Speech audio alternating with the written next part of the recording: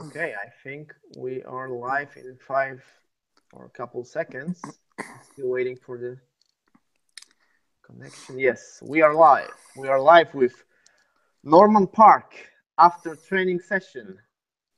Was there anything Yes. interesting about your training session today? Yeah, it was good. It was good. It was I was mostly partnered up with my coach, He's just like probably like 94 kilos or something like that. Just as strong as a bull, always strong as a bull. So I always grapple with him, and I think that's where I get my strength from too. So it's we had a good wrestling grind tonight, and it's just to imitate the fight. So I'm hoping the fight can be a tough grind. So I'm prepared for that.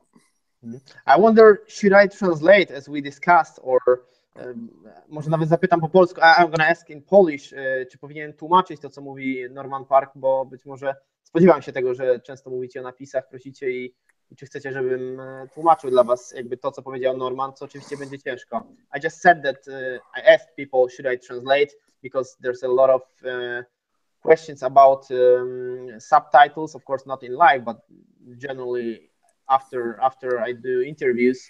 Yeah. So I'm waiting for some response from the people from the crowd. Should I Yeah, translate? whichever. Yeah, Yeah.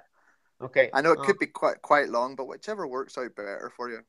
I think people, some of them want it, but most of the people don't want it because they want it to be more not fluid. Like we're gonna continue Yeah, doing it yeah, if yeah. you want. Straight on to the next question. Yeah, I think yeah. So do you think KSW wants you to be a champion? That's the question. Do I think? I don't know. I'm not too sure. It's quite hard to, Be it's quite honest. hard to actually. It's You're quite honest hard guy. to actually. Yeah, yeah. To be honest, it is quite hard. To answer that because you get the gist. I don't know if they're really. I understand that Mateusz is.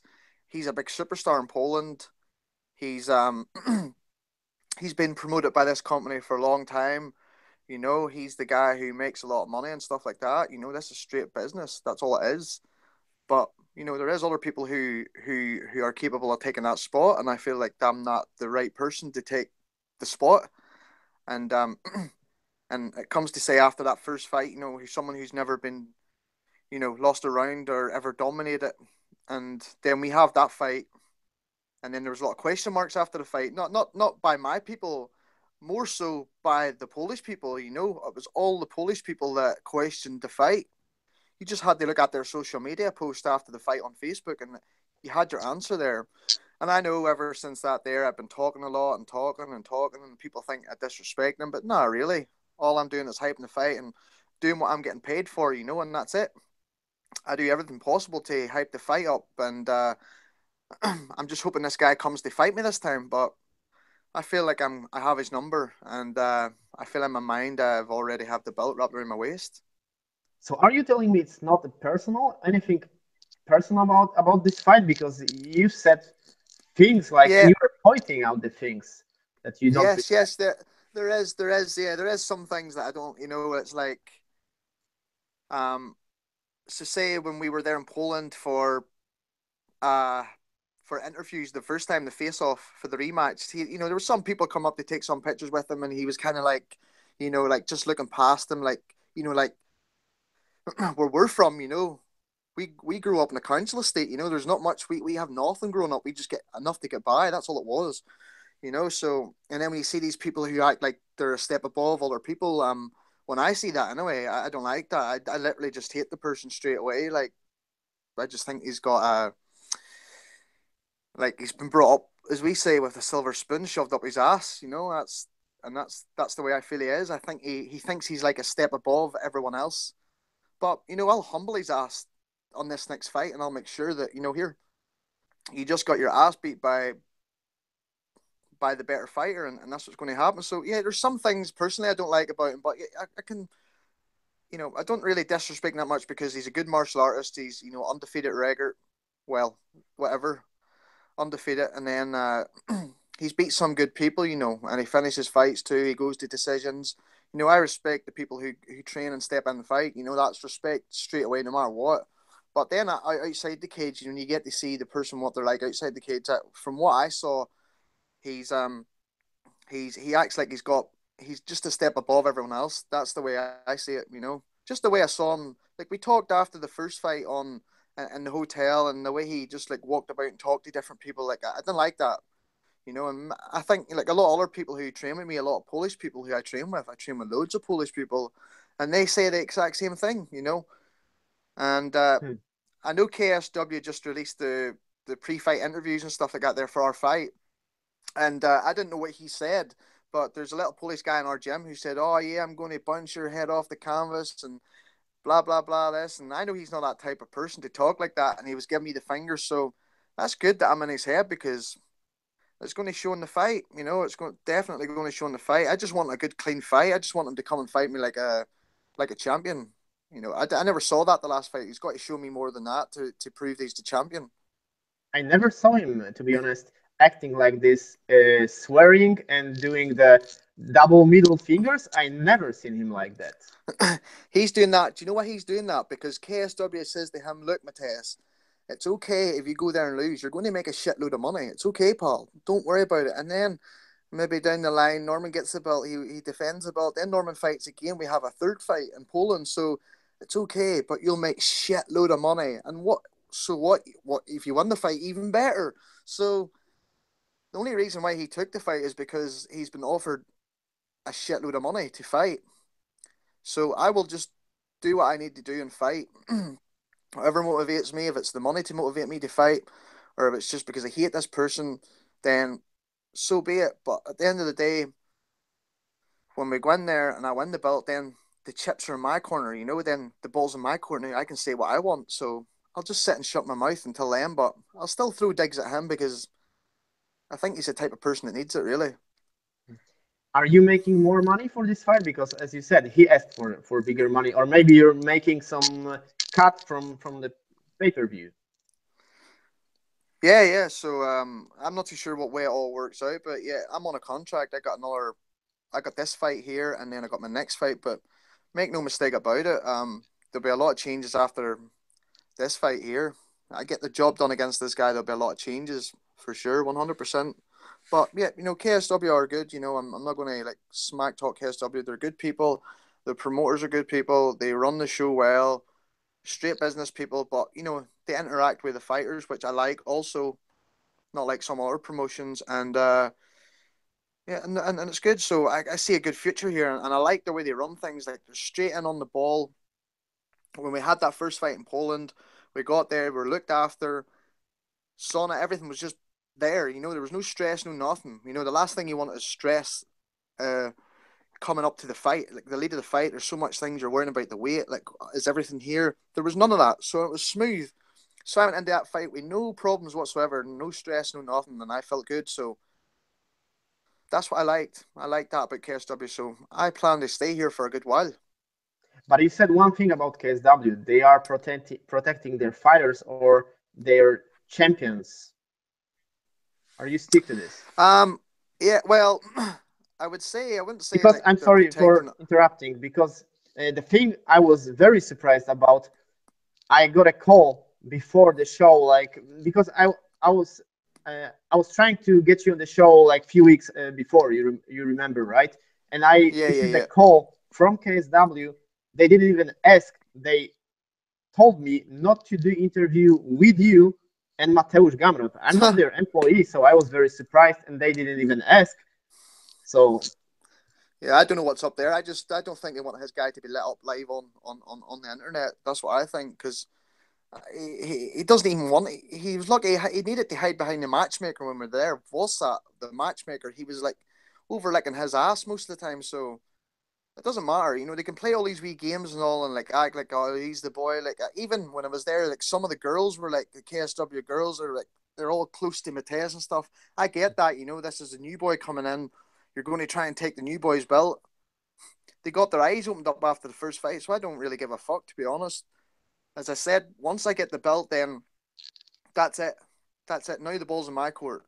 Now it's a whole different. Now KSW's got a champion in Northern Ireland, you know, all of Ireland, UK, whatever you want to call it. Okay. then that means, you know, they can have shows in the UK, Ireland. I know they're going back to Poland again. Like, I don't mind traveling into Poland and fighting. That does not faze me one bit. I love that shit. I love going to Poland to fight. That was probably other than the ultimate winning the Ultimate Fighter. That was probably my best experience ever in martial arts ever. That coming out in that stadium in Poland.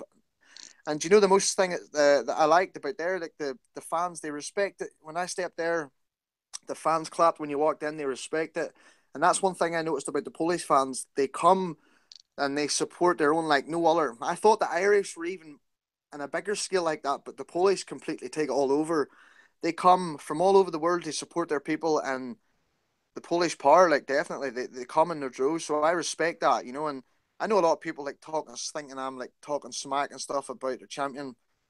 I'm doing what I'm paid to do, you know, and that's it. I'm paid to do this. It's part of my contract, and I'll just keep talking and talking and talking. And if it's going to earn more money, then just keep talking, and that's it. Will you give him a third when you get the belt? I said to Martin, no problem. I said, Martin, when I win this belt here, that's it. You know, now the chips are in my corner. We can start doing this and doing that. And I was like, I want to stay active. I want to have like I had 3 fights this year. I know when I was in UFC, like I had 1 fight, like 2 fights. I was injured a little bit. I want to stay active, like because I get very unmotivated if I ain't got a fight coming up. You know, I don't know what it is. I think it's just a mental thing. I need to have I think like something to chase every time. You know, I don't know if you could call that an adrenaline junkie or something like that there, but I feel like I need to chase something every time to get me up and go. So like this fight here, I got that for this fight. And now I know the belt's there. I can see the belt at the finish line. You know, I can see it in my vision, and I know it's there. And once you believe in it, and then that's it. Once you start believing in fucking anything, then things start to happen. So, and people here, let me tell you, people try and tell you this and say that and say this and say that. Oh, you can't knock anybody out. You don't finish fights. This is these people who are just fucking jealous. That's all they are. These people who never stepped out of their comfort zone to do anything. Not one. They barely even step out of their country to do anything. You know. And so they neg on and they turn around and talk about someone who's actually, you know, man, I've been around for what I did in the last 5 years. Probably no one will do in their lifetime in martial arts. So show some respect to that there, you know, and show that like I'm here to get the job done, you know. I maybe don't go out and do big one punch knockouts like what everybody thinks it should be. I'm a grinder, and I fight to the death. That's the type of fighter I am. So people should respect that. That's what I think, and I know Polish people respect that. They understand because the how many messages I got from Polish people after that fight was unbelievable. So and that in itself like goes to show you that the support that they have for their people, and not just their people, like for other fighters. So I respect the Polish people 100%. Yeah, I'm pretty surprised. I've seen a lot of hashtags Team Park, and I was wonder, is it because I'm pretty sure you are aware of this, that when a fighter, when he's get on top, people started to be bored about somebody, and I'm talking about Mateusz, and they started to be against him, or maybe they discovered you're a true warrior. What do you think? Why they support you? No, I think you know part of it is too, like I know I just knew it straight away. Like people, as I said before the fight, people when the fight was announced, I had all these messages from Polish people. Polish power, you will die. Polish champion, gamer is champion. You know the way they, yeah, you know the way they put these things. So I just kind of laughed and I was like, man, this dude has not faced anyone on my level. You know, he's never faced anyone who I've faced, like strong wrestlers. No, nobody in the whole country, not just me. No one in this whole country has faced the tough fighters who I faced, and that's a fact. So, but I knew that in the back of my mind. Once he feels like I got a good tough takedown defense, I knew my cardio was going to be there for the fight. It was going to be a long night for him. I just knew that. I knew that in the back of my mind, and then kept talking and talking and talking. And then he had Boris, his girlfriend Boris, like he just was like he was like a little limpet just stuck to him, like. And I like Boris too, but remember this guy used to be a lightweight and then he moved up to welterweight, so that goes to show you why he moved up there. Like give me some of that stuff he's taking. But but Boris, I like Boris. Boris is a good fighter. I like him. He's a funny kid too, but he doesn't really like me for some reason. I don't know. He's like, oh, you talk to Mateusz for after the fight, and then you go talk smack on the internet. And I was like, mate, don't get emotionally attached to it, man. It's just the fight game. That's it. Like, I'm sitting talking to you right now, and you're talking to me, and you're you're acting like you don't like me, but you're talking to me. Do you know what I mean? So Yeah. it's sorry there. Aye, it's it's a crazy game, but I've got respect for a lot of these guys, but yeah, I'm just looking to go in there and take him out. I want to take Mateusz out. I want to shut a lot of people up too. Like, he's got to prove to a lot of people, come on, you got to show that you're the champion. And I got my doubters too. Like, I got a lot of my haters, my doubters. I need to prove it to them. So if that's what motivates you, then go for it. Go for it. Do you feel having the same amount of what am I looking for? Because you were fighting in the USADA era, so you were tested for doping, and there's no testing in KSW. So you feel like fighting in the same rules because you were tested, he wasn't. I don't know. Maybe well, a lot of people text me say, "Oh, Mateusz is taking steroids. He is. Look at his body, and he's taking steroids." And I was like, "Well, let him take what he wants. I've already faced decent T-Boy, for instance. So it wasn't hard to know that guy was just up on steroids. We all know about him. After one fight after he fought me, he was caught because USADA caught him. So fuck him. That's what I say. Fuck him. He's a cheat." And then Mateusz. So if he was on it, then whatever. If he needs it, then so be it. But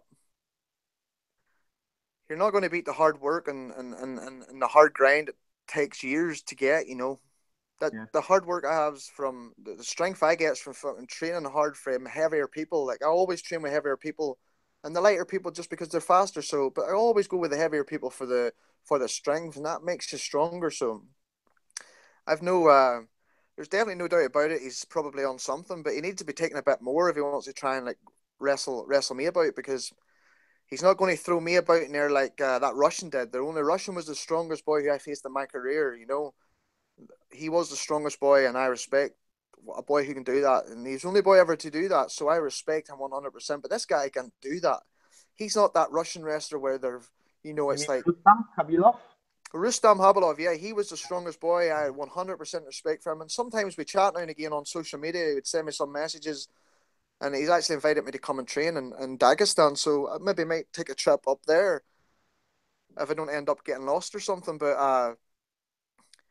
I knew straight away that Mateusz was not the type of wrestler. Mateusz is more like a lighter, faster, like more agile, like likes a lot of transitions and stuff. But I knew my strong hips, I could flat just pancake him. Once he took my single leg, I just pancaked him, and he just fell to the mat and he was stuck there. I felt he was hanging onto my leg for grim death that whole fight. And I said to him, "Come on, man, let's fight. Let's stand toe to toe and fight. Don't be scared. Come on, show me what you're made of." Because I did not give a fuck that time. And I think that's why I actually fought better than I did previous, because you're worrying about this and that. You're like, "Oh, I need to win. I need to win." I don't give a fuck if I go and lose this fight. Seriously, don't care. And that's the best fight you'll ever have. The less you worry, the better off you'll be. And that's rule of thumb, as they say over here. Do you think that 5 months away from the first fight is enough time for him to to be better in cardio? Because obviously you are doing better by the end of the fight, and this is the 5 rounds. I'll give Yeah, no, but I'll not talk. I'll not talk too much about that. I understood. Like, people see after the first fight that you get tired, and they automatically think, "Oh, you fight him again, he's going to get tired again." No, I didn't see that. I'm not stupid. I'll maybe sit and talk about it and say it to him, but I'm not stupid, man. I understand the fight game. Like, sometimes he maybe never trained as hard, or maybe he felt someone who was stronger and he kind of got freaked out by it and he panicked. Maybe these things can happen, and it mentally just drained him.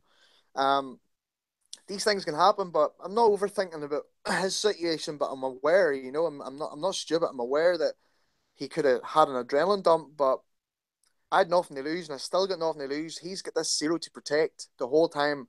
What is it? What have I got? Six losses. I have, like, my last fights have been like decision losses. Very close fights. Nearly almost every time close fights, because when I fought a guy who's fighting on KSW2, his name's Paul Redman. Yeah. After 1.5 round, I was breathing really heavy, so I know what it feels like to be there. So I'll give him the benefit of the doubt there. I'll say, go ahead, go away and train really hard and work on your conditioning. Then just come and fight me. That's it. Come and fight me like a man and don't back up like a wee girl, man. Just come and you walked away like a girl the whole fight, shot for single leg, and all he said to me was, you defend it, you defend it. And I'm like, man, you disengaged the whole fight. I come to fight you, you disengaged, and that was it. Are you defending that Bama belt? No, I it wasn't. It was for the belt that time, but then But I will you missed weight defend by. it? Yeah, I apologize. Will you defend it? Are you able to, being a Who, me? KSW fighter? Yeah, will you defend? Because you won the belt, right? As far as I remember, with Paul. No, the fight was a non-title fight because I missed weight by like Okay. 0.4 of a kilo or something like that. So it was like that was is what it is. We still end up fighting, so that's what happened there. So there was no belt on the line, so I didn't really care about the belt anyway. I said to them, Mateusz said he will punish you, and actually the 5 rounds is even better for him because he will have more time to punish you, and he will even push the referee when you will be knocked out, and he will finish you even harder. man, I don't know. This talk's not really his type of thing. I can just tell by his personality that this is not him.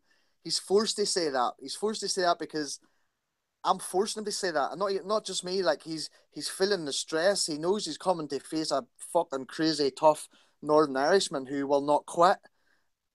He knows that. He knows he's in for a long, long night. And I'm telling him that every time I will be in your face the whole time and I'll fight, man.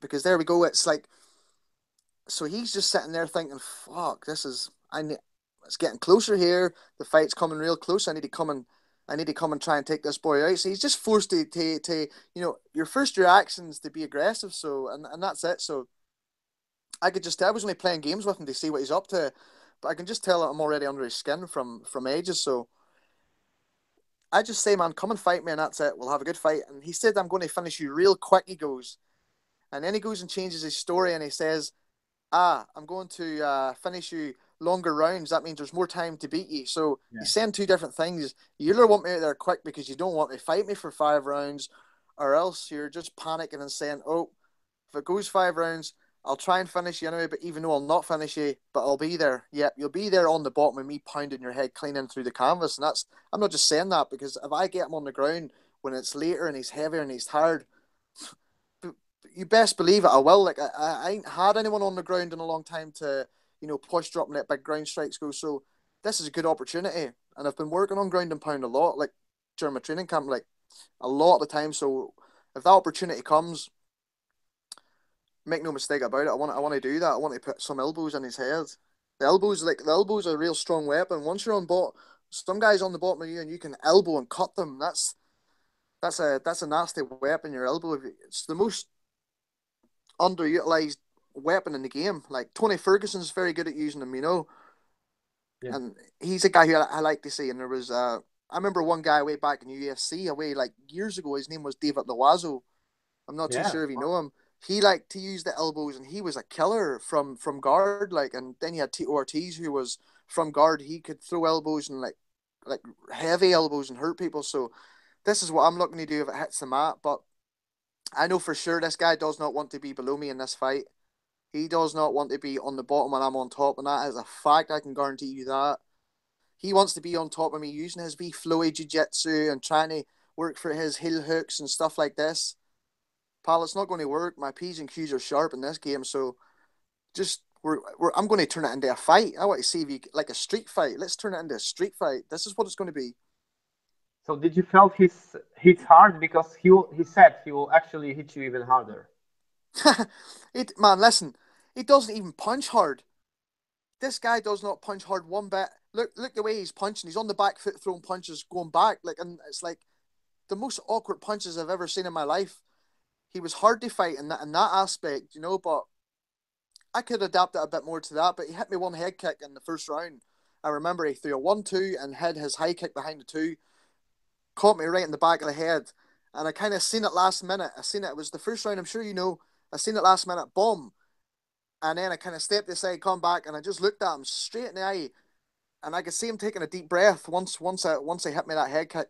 And he just thought to himself, fuck. I kicked this guy one fucking heavy kick and he's still standing here. What am I going to do to knock this head out? Pal, I got a good chin, man. You're going to need a lot more than that to knock me out. You better bring a sledgehammer with you and try and knock me in the head with that, because your fist ain't going to do it, mate. I've seen some fighters trying to get through you to the belt. I mean, other Polish fighters. Well, how many of them did try? I remember one, Grzegorz Szulakowski, the guy with the red hair. Yeah, that guy, I don't know, that guy has been sitting, like, 1 minute he's talking, he wants to fight Gamrot, and then he's talking shit about me, he's saying, oh, what about this guy from Ireland? Like, he's acting like a little crybaby, you know. What about this guy from Ireland who comes in, you know, and just gets to fight for the belt, and I've had 3 fights or whatever under KSW, have 3 wins. Do you know why it is, mate? I can tell you exactly, right? And I find this out the hard way. Unless you become more popular, or you're not even irrelevant, you're in there fighting and you're going back training, you're just doing your thing, get some fans, get some attention. That's what it's all about too. You know, and that's what hypes like big fights. KSW like big fights like this. They put on them freak fights. They put on champion v champion. And these are the type of fights like me and Mateusz is like I get huge following on social media. Like I've been in UFC, had lots of big fights, all close fights, never dominated, never finished. And this guy's just been fighting in Poland. What, in KSW? Just Poland. This guy's never even stepped foot out of Poland to fight anywhere else. So don't talk about you're going to come over and fight me in Ireland and stuff like that. I knew before that I was getting the fight with Mateusz. So just sit back there, and when I win the belt, I could end up giving you a title shot after that. So just shush, don't even talk shit to me. I don't want you to talk shit to me, or else I'll just not fight you. So, and don't act like I'm scared. I'm scared of no one, man. And there's another guy who needs to get tested, because I think he's taking a wee bit of juice too. Like that boy. Look at this boy's physique, you know. I seen this boy fighting in Poland when I was there. When I was in Poland the first fight, he was fighting on that in-house show that they had, and I was like, all right, he's a lightweight. And he kept looking at me, you know, and he kept looking at my test, and I thought, what's this guy's got a problem, man? Like, serious, chill out, mate. I think he needs to smoke some of that Polish weed, you know, some of that shit Polish weed. He needs to smoke some of that stuff to chill out, man. What's his name? Grzegorz Szynski or something? Grzegorz Szulakowski. Yeah, sorry if I can't pronounce your name, mate, but, you know, get irrelevant first before you sit and talk about me. Look what I did. Like, I went and did the Ultimate Fighter, fought at the highest fucking level for, like, 3-4 years, fought all tough, like, man, I fought against the top, 13 in the world, ranked 13 and ranked 15th, and I got wins against the both of them in Brazil, man. And you've never felt this type of pressure going fighting in Brazil twice. You've just had the comfort of fighting in your home, have friends and family. You're all comfort because everything's there. You've been looked after. You ain't get the mindset for that yet, pal. So just sit there and shush like before he talks. Like, I believe that Mateusz Gamrot will, because a lot of people, a lot of fans wants him to go and try in UFC, but I believe it will never happen because he just signed a new contract. It's a much different contract. He's much more closer to KSW. But if we would speak about theoretically about him in UFC, do you give him a chance, Mateusz? yeah. How do I think he would do in the UFC? Exactly. I think he could he could win. Like, people think, you know, but just because I was released from the UFC that I'm shit or something like that, that's the biggest pile of bullshit ever, you know. It's my style. A lot of people don't like my style because I wrestle, I grind, I wrestle. Like, a lot of the people here don't respect that style. They don't understand because they just see from where we're from, like Northern Ireland and down the south, it's like boxing, you know, Irish boxing. That's all like people grew up in. So when they see a fight I do, which they know absolutely fuck all about, like in the grappling, not all of them, but the majority of them, they think, oh, he's got shit boxing. What's he doing grappling? Why is he not just stand up? You know, what's he doing? You know, and this is just, you need to educate it before you talk about something that you know absolutely fuck all about. Go and get some grappling sessions, do a little bit of training and grappling, and then you'll get to understand how to control someone on the ground before you talk. But Mateusz, in the UFC, Mateusz could do pretty good. Like, I know he could do. He faced me, and I was in good form that fight. So, and I knew, like, if I was fighting anyone in the form I was then, like in the UFC, I would have given them a real good fight. Like, I would have won a lot of fights. Like, we're ranked in the top 50 in the world, the two of us, or something like that. There, you know, and they can say what they want, but I have a win over like ranked number 13 Francisco Trinaldo. I beat him. I know I beat him in Brazil, and I beat that other guy, that Leonardo Santos dude, whoever his name is. And the fight ended up a draw. So, but we all know who won that fight. So it's not to say that you're not there. We're both there. A lot of people don't like the wrestling style to mixed martial arts. People like the flashy stuff, like the flashy knockouts, But I respect the people who understand the grappling aspect of the sport. But I don't respect the people who don't understand the aspect of grappling, and then they just talk shit. I don't respect people like that. I mean, you'll hear a lot of talk before the fight, and then you'll hear after the fight, oh, he can't finish fights. He can't finish fights. That's all I get most of the time. He can't finish fights. He can't finish fights. Blah, blah, blah, blah, blah. I get as much shit talk as anyone else does. So it's so there's a lot of things I got to prove. What are they going to say when I go out and smash Mateus? What would they go out and say if I knocked him out in the first round, stiff cold? You would get, you're lucky. You're lucky it happened. That was a lucky punch, But I get great pleasure in controlling a boy for 3 or 4 rounds, controlling him and dominating him, and then finishing him. That would be good. That's what I have in my mind. But there's no difference in game plan, but just come forward and fight every time. But yeah, Mateus would do well in the UFC, but I knew he wouldn't go there anyway. I knew for a fact he wouldn't go there. And somebody told me that you're actually after Conor in Ireland, and you being in northern Ireland, you're like number 2 after Conor in your area. Of course, we're speaking about different countries, but yeah. A lot of people try to say they know who I am, where I'm from. I don't need to explain myself to anybody. I'm Northern Ireland. I'm a Protestant. That's where I'm from. People understand that. People know that. So they all say whenever you're with KSW promoting the fight, why have they got a green, white, and gold flag? See the people that says all this stuff. They'll say on the social media, but when I walk by them in the street or see them, they don't say jack shit. Fuck what these people say. These people are stuck in small mind and way back in the fucking ancient days. But I've been out there traveling the world, meeting different people. Every different person you can think of, Japanese, black people, Asian people, Mexican people, everyone, and they're the best people you can ever meet. 100%. I don't believe in any of this religious bullshit, man. It's it's a thing of the past, and that's just it. But people compare me to Conor. It's obviously because the hype with Conor McGregor in here, and then they see what he does, and they expect everyone else to do the same thing. They don't understand the style of different fighters. And that's another thing that I don't really pisses me off.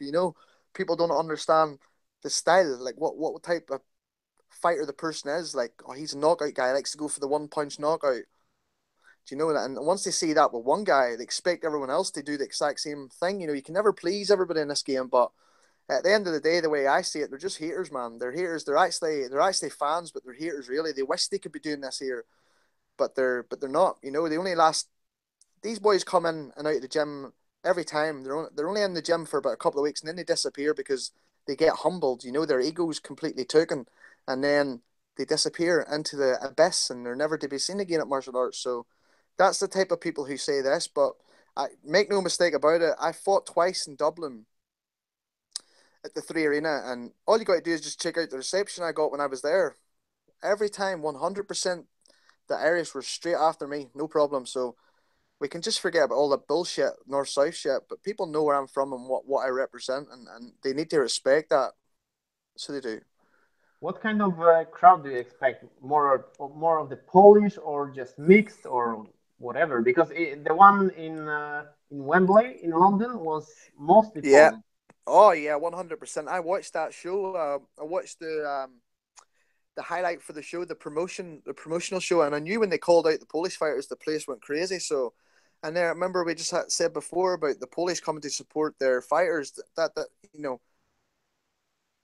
But then again, I know there's a lot of Polish in the UK and Ireland. They're everywhere, and then it's like once they know the KSW, the Polish person, bomb. It's like they just get sucked in like a magnet to KSW, which is. I just find it amazing as well, like how they come to support the shows. I wish a lot more people would do it with the shows here, to be honest, because it's like, come on, get up, go away and support the fighters and have a good time and then talk about it after.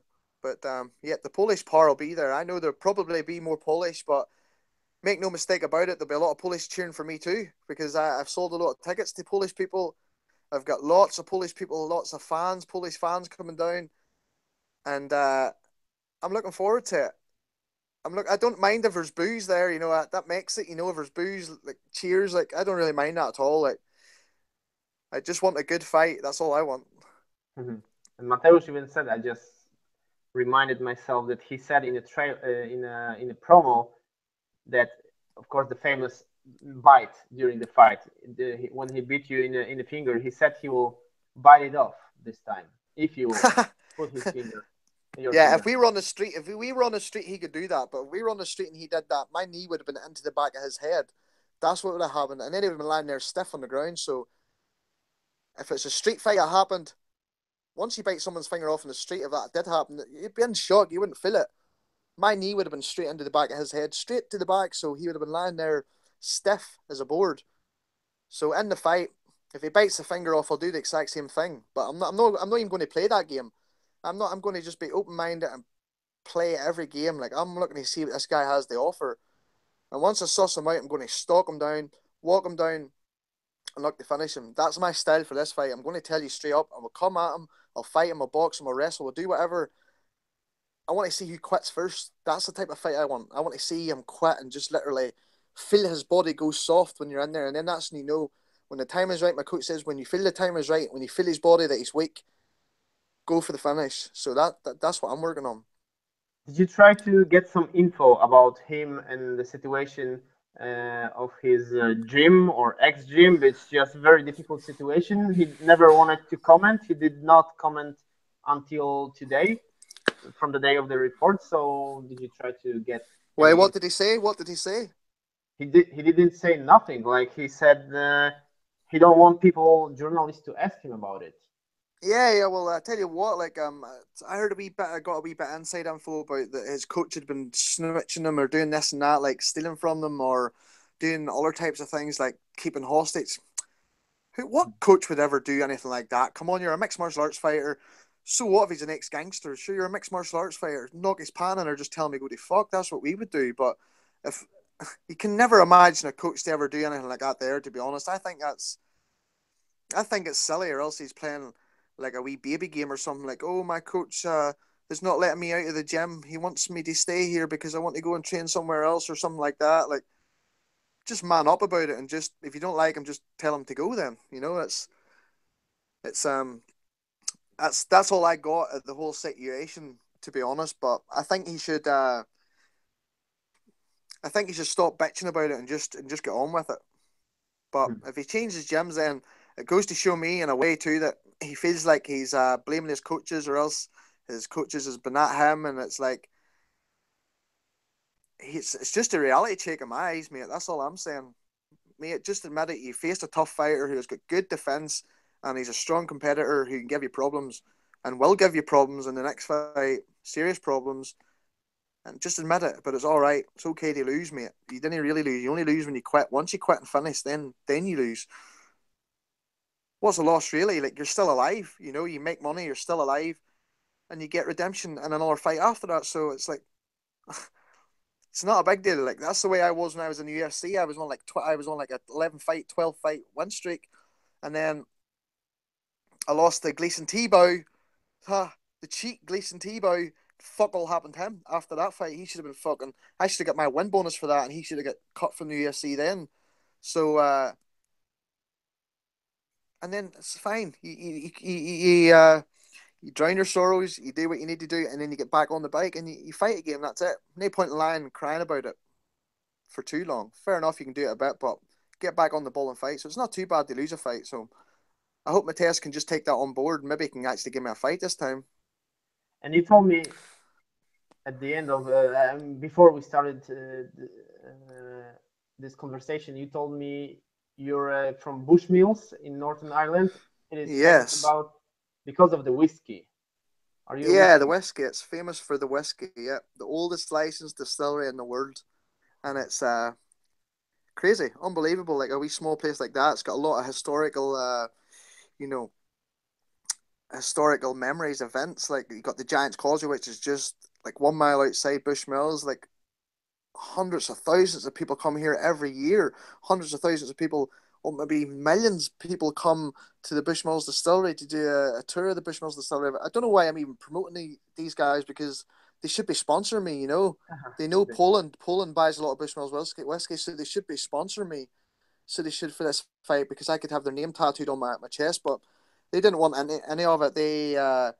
They thought like alcohol mixed with martial arts was bad representation, whereas you got the UFC who have Bud Light, they have this and that. Okay, no problem. That's what I say. But that's where I'm from anyway. A little small village. There's not many people here. There's only about maximum 3,000 people, but it's getting bigger, you know. So as they say here, we live in the sticks, you know. We live in the sticks where there's no one about hardly. So, but you know what? There's a tough motherfucker that lives in the sticks, and I'm that person. So they can say what they want. You don't need to live in a big fucking flashy city, Belfast, to be a big tough guy. You know, I'm the toughest guy here.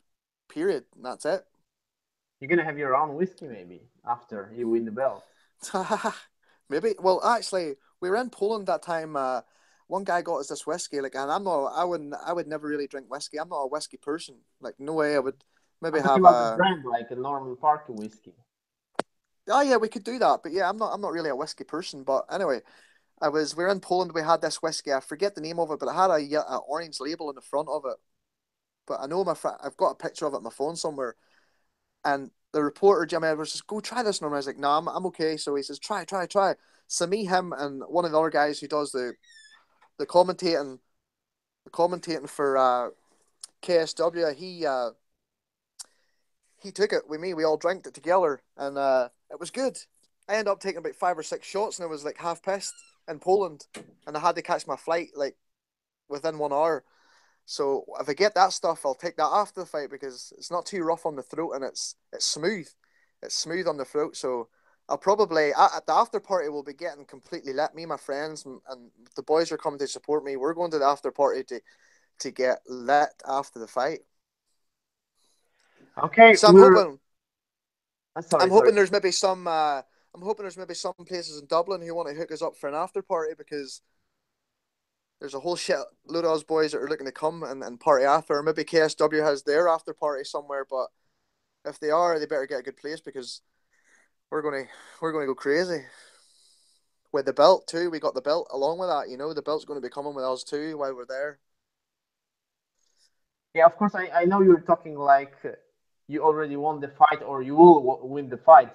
I wonder, because Mateusz Gamrot never lost a fight.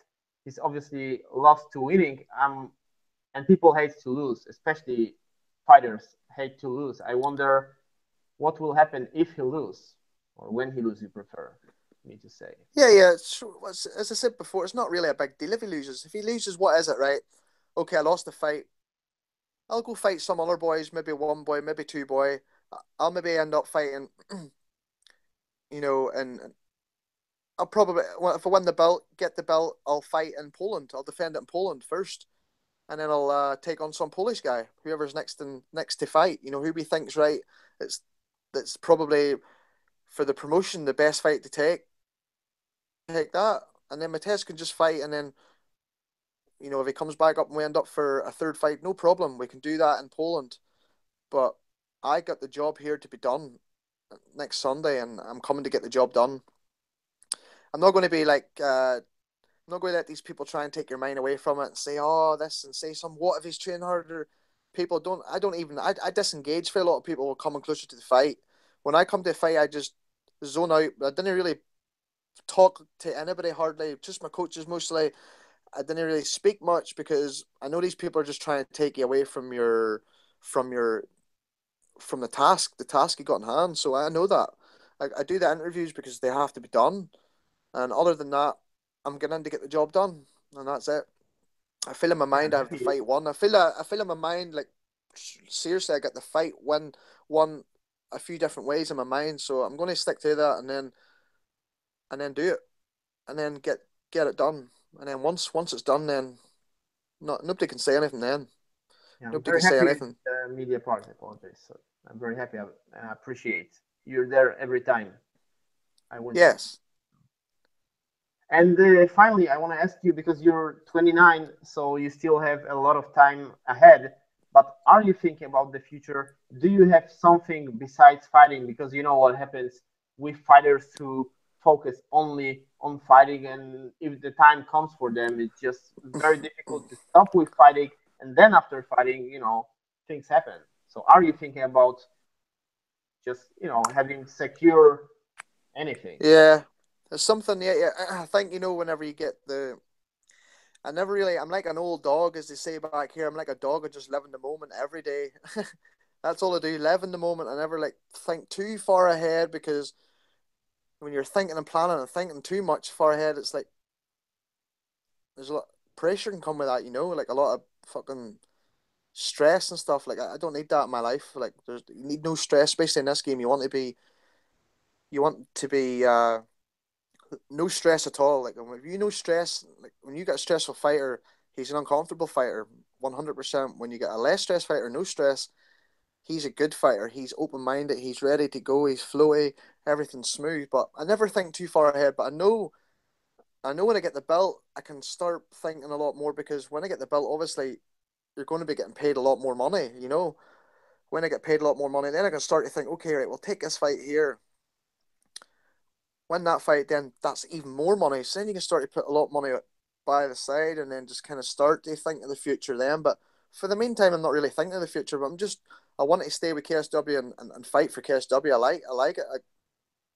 Obviously, the fight has created a lot of buzz, so people know me. It's not like I just came in and fought the champion, said nothing, lost, and then went away and just said nothing. People just forget you. So, but people know that I'm a tough competitor, that I'm still going to be there, and I've got no I got no problems coming here, get the belt, and sign a brand new contract with KSW.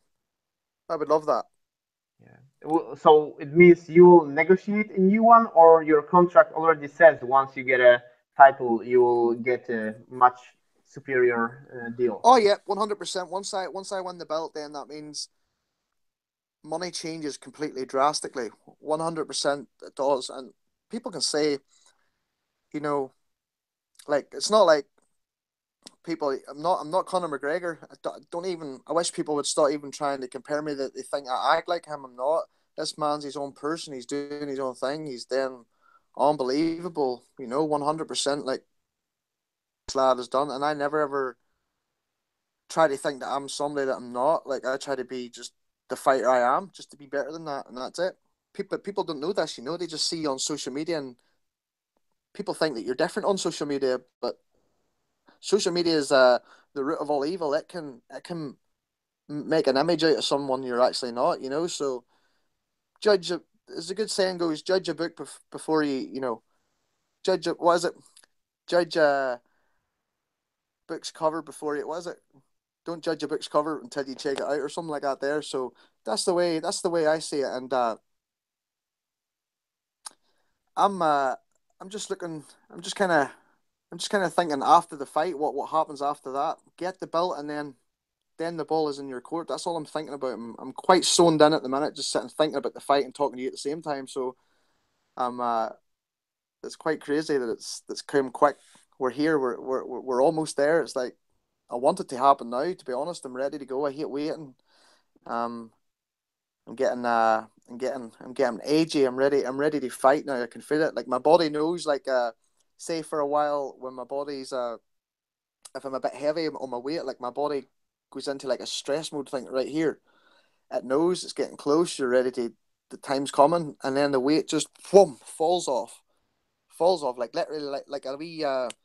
It's like a little timer in your mind or in your body. It just like clicks and it knows that you need to lose weight, and that's it.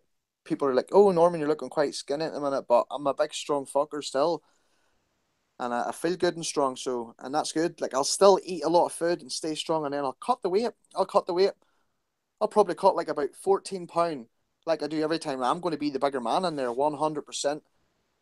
I was bigger than him in the last fight. I know that he's just like small, finer, like leaner, muscular looking. He looks like he's bigger, but he's not. Like I'm the bigger fighter in there, so I'm the one dictating the pace of the fight. I'm the one dictating where the fight goes. I'm the one pressuring, and that's all I'm thinking about, mate.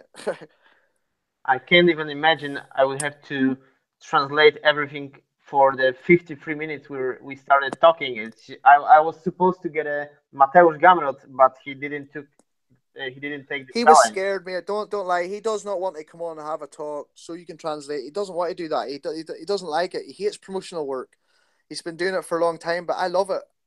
You know what? If they're paying you a shitload of money to do this and do that, you'll do it. Of course you'll do it. And people that sit and say, "Wait, you keep talking about money, mate. Go you and do your job, right? Whatever job you do, go you do it and do it for no money. Go ahead. Let's see if you'll go and turn up to your job on a Monday morning then. Well, you'll not be there. Take the money out of the equation, you'll not be there. And that's just fact. For him, he doesn't like to do all this promotional stuff. I can tell it's not his type of thing. Like, and I at the start of my career, whenever I was a bit camera shy, like when I was in the Ultimate Fighter, I wasn't really comfortable in front of a camera and stuff like that there. But as soon as time goes on, you get a bit more relaxed, a bit more comfortable, and you're like, I'm not too bad. I'm getting into this here. So I like it. I like it. I'll do it all the time. Any fight I got coming up, I will hype that fight up like there's no tomorrow, and and that's it. And I think this is the type of fighter that promoters like. And it's good to actually get an opportunity and be respected, and be respected by KSW, and that's what I like. I'm respected by KSW, and I like that. So I'll stay here. So well, 100%. So as I said, I'm very grateful for whole 55 minutes we shared together today. I'll be there in a fight week, so we're gonna talk about some more things. Just things that Yes. will probably happen for sure. I believe something will happen just during the fight Oh week. yes, So. yes, yes, yes. Fight. Weigh-ins is going to be good. Yeah, weigh-ins is going to be real good. Yeah. Let's see what this guy's got here. I believe you. I believe you Let's after see what the this last guy's time. got right here. Like, I don't know, maybe some high heels, maybe a little Cinderella dress, maybe a little mask or something like this here. Maybe this will work out.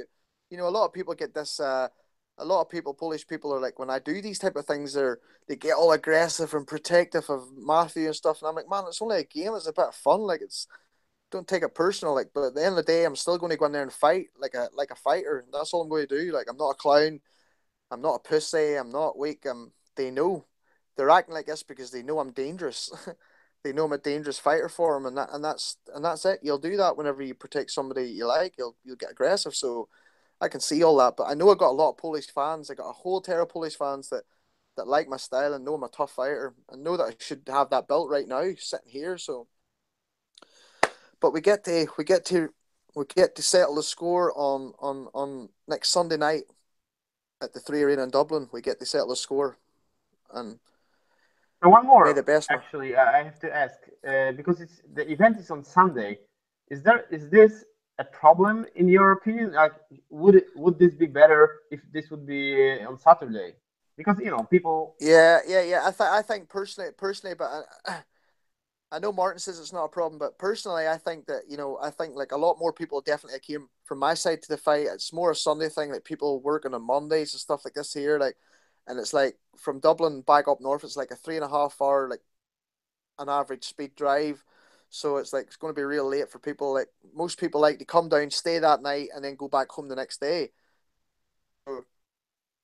But we know the KSW, we know that UFC is on the Saturday night in Poland, so it's kind of wouldn't make sense to have it on a Saturday night too because everyone will be tuning in to watch that. So it makes sense from a business point of view to have the fight on a Sunday, so that people can tune into KSW and pay that money to watch KSW to watch the fight instead of watching UFC. So it's I'm fine with it. To be honest, I fought twice in Brazil on a Sunday, and then I fought in Boston on a Sunday. So it's not really anything new to me. It's just that you get an extra.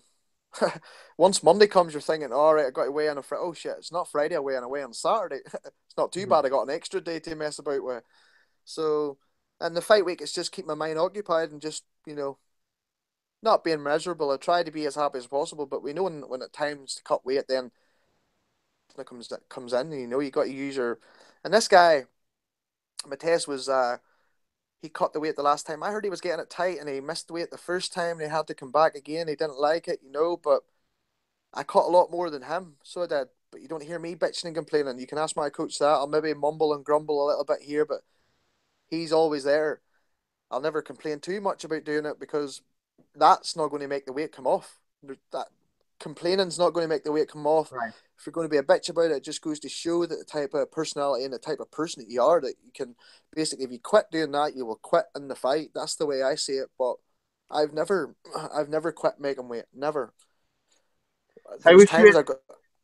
yeah, sorry. There was times I get it tough, but you still keep going, and that's just it. That's part of the game. It has to be done. But I would like another weight category to be added in there. I know they've been talking about that. Like, I think it makes sense to have another weight category in between lightweight and welterweight, because the 7 kilos is a big jump. Like, if you go if you go from boxing from 70 kilos to 77 kilos, there's probably about 4 boxing weights in between that. That's why there's like all these different world champs at like 4 different weight categories, but it's only like a couple of kilos difference. Do you know what I mean? It's not really a big jump, if you know what I mean. So I think they should put another weight category in there, like maybe 74 kilos or 73 kilos or something like that there. And do you know what? I would never rule I would never rule out a welterweight fight. I would love to fight at welterweight. I started my career fighting at welterweight. I felt good, strong, no problems with cardio ever. So I understand, like, when I win the belt here, that means I'm not too sure if KSW would let you do that, but I would take a fight at welterweight against someone, no problem, Maybe against no problem. his girlfriend. Of Yeah, course. yeah, I would fight Boris 100% a catchweight or a welterweight bout, 100%. No problem. That fight could happen, no problem, because I know that guy comes to fight for sure, and I like that. That guy's strong as a bull, aggressive, and he comes to fight. I would like that type of fight, you know. So, but we'll not look too far ahead yet. I'm not going to like get there. I know I got the job to be done, and it's going to be a good, clean fight, and I hope he just comes to fight, and that's it. That's all I want on my side. Like, but they all say to me, we need a good fight. We need a good fight, Norman. We need you to put up a good fight. And I was like, come on, man, look what I did the last fight. I came forward. What more could you want me to do? Like, jump up on the cage and do backflips and fucking spinning shit. Did you want me to do this? Do you know what I mean? I did as much as I could to fight this guy the last time, but he did not want to fight me. And if Polish people cannot see that, there must be something wrong. Like, seriously, like, come on. Like, and they do know. It's not like they don't know. Some of them act like they don't know, but they really, deep down, they know, like, this boy should be the champion here. So there's a lot of tension on me on this fight too. So, and I hope after this that the Polish people can respect me too, like, and say, look, you're a good champion. We like you. We want you to come to, and I would like to go back to Poland and be on live TV and talk in Poland over there and do them types of things that Mateusz is on. Over here, I don't do that. We don't get that. The Northern Irish media is the biggest pile of shit ever. You know, they never want to have you on their TV talking about fights or anything like that. There, it's crazy. But if you do anything bad, you know, if you go down the street and you hit someone on the street and you're up in court or anything for that, they will be all over that. They will have that shit all over the newspapers, all over everything. But when you win a fight, not really much, not really much. But if you do something bad, they're all over it. So I wouldn't mind going to Poland and doing some media stuff there. Like, I like this. I like doing it. To be honest, Yeah, people, I like Polish that. I media like like that it little too. live thing we did with Polsat. I think it was the first time we had that fight, me and Mateusz live. I like that. That was pretty Yeah, good.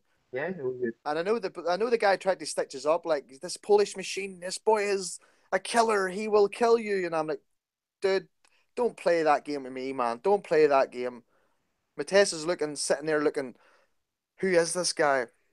I face tougher than him. That's all I said to the reporter. Like, and you know that. Don't try and hype him up like he's better than he is, because from what I can see, he just run away too much. So, and that showed what happened in the fight. You're right. I saw the program you were talking about. He was hyping. Yeah, But it is what it is, you know. It's all part of business. People part of protecting business. each other.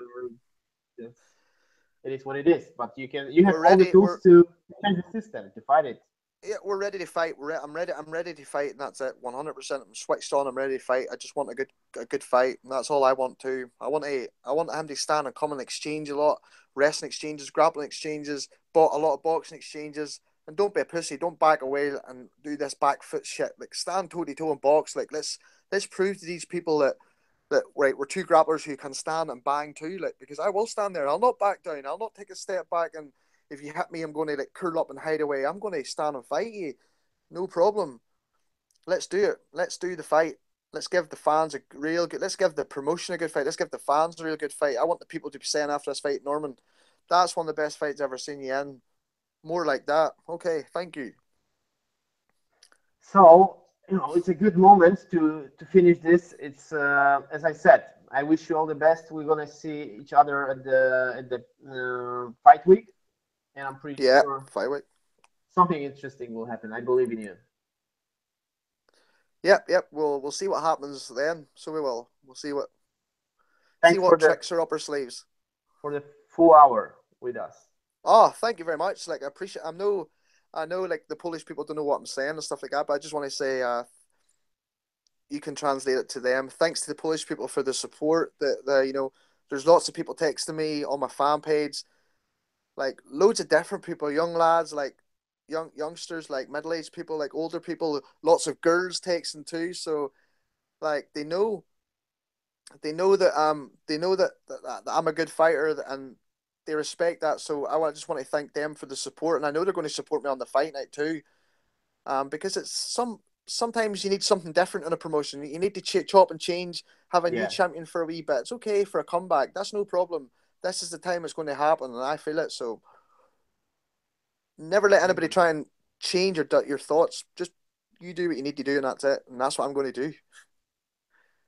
Yeah, I wish you all the best, as I said. So, I'm gonna finish the part of the show with the people that watch us, and if I can just ask you kindly to press the red button or whatever, just to, because I'm gonna talk with the people here, and just have a nice sleep and everything. Oh, you want me to hang up right now? Then okay. That's what I mean. I'm not saying. I mean, I just. Oh, here. No. Do you know how? Do you know how we do it over here? Do you know how we do it over here? How do you do it? Right. We just say this here. Can your phone do this, mate? Could you repeat? I didn't hear. Sorry. Oh, okay. And he's gone. I got the joke. Zrozumiałem żart. Okej, także kolejny odcinek za nami. Norman Parke. Wiem, że obiecałem wam tłumaczenie, niemniej plany trochę się zmieniły. Nie wierzę, że udałoby mi się to wszystko przetłumaczyć, niemniej jakby myślę, że zrobiłbym to, gdyby był Mateusz Gamrot. Niestety Mateusz Gamrot nie podjął tego wyzwania, które Norman rzucił na fanpage'u. Ja również wysłałem do Mateusza SMS-a, próbowałem się do niego dodzwonić. Nie dało się, nie odpisał. Odrzucił zaproszenie, więc po prostu zrobiłem ten program, jak widzieliście, z Normanem, jakby żeby nadać mu płynność. Myślę, żebyśmy ją stracili, to postanowiłem tego już nie tłumaczyć na bieżąco. Z Mateuszem zmieniłoby to sprawę. Zastanawiam się, czy jeszcze poświęcić trochę czasu nie ma sprawy. Cieszę się, że wam widzę tutaj pozytywne opinie. Cieszę się, że podobał wam się live. Norman to jest tego typu zawodnik, który wystarczyłoby, żebym tutaj postawił kukłę, a on by po prostu zrobił całe show, także jakby zrobił całe show za mnie, także bardzo mu dziękuję za to. O dziwo właśnie Norman sam poprosił o to, żeby zrobić ten program. Ja próbowałem kilka tygodni temu, jeszcze przed targami FIWE, zrobić z nim tego live'a. Nie udało się, bo mówił właśnie, że miał jakieś sprawy prywatne.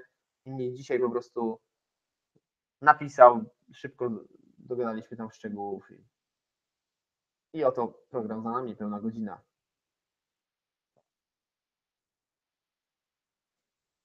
Jesus, postaram się jeszcze, tutaj brygadzista Kazu prosi jeszcze o trochę więcej czasu, ale postaram się. Mam za chwilę wyjazd na FEM w czwartek, będzie hardcore, później UFC i KSW, także jakby już jestem w takim małym stresiku przedwyjazdowym.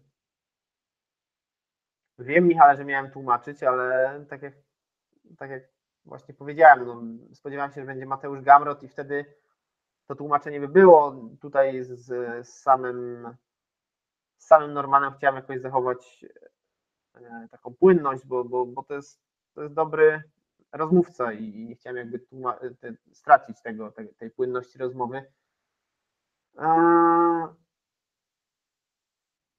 Widzę, że na czacie są tematy Popka Świecińskiego, Mameda, także przyznam, że jestem tym trochę zaniepokojony i taki zawiedziony w ogóle, że właśnie, że fani tak naprawdę ostatnio mówią w zasadzie tylko o tych rzeczach, które naprawdę nie są tak naprawdę istotne, a to Pudzian, a to Mamet, to znaczy Pudzian i Mamet to akurat bym powiedział, że są istotne, bo rzeczywiście to są zawodnicy, którzy mają wpływ i zmieniają tę scenę. Niemniej jeszcze takie freakowe akcje właśnie typu Tomasz Oświeciński, Popek, Marcin Najman i tak dalej, to sorry, ale spodziewałem się czegoś, jakby wymagam od was również czegoś więcej, jakby po tylu latach w sporcie, wydaje mi się, bo rozpoznaję was tutaj po ksywkach, wielu z was jest tutaj latami, więc śledzi MMAnews i wymagałbym od was trochę więcej, także brutalnie mówiąc. Chyba, że jesteście tak znudzeni, że potrzebujecie już jakiejś takiej odskoczni i po prostu pogadacie o bzdurach, a nie interesują was konkrety. Tak, z Pawłem Jóźwiakiem już był program.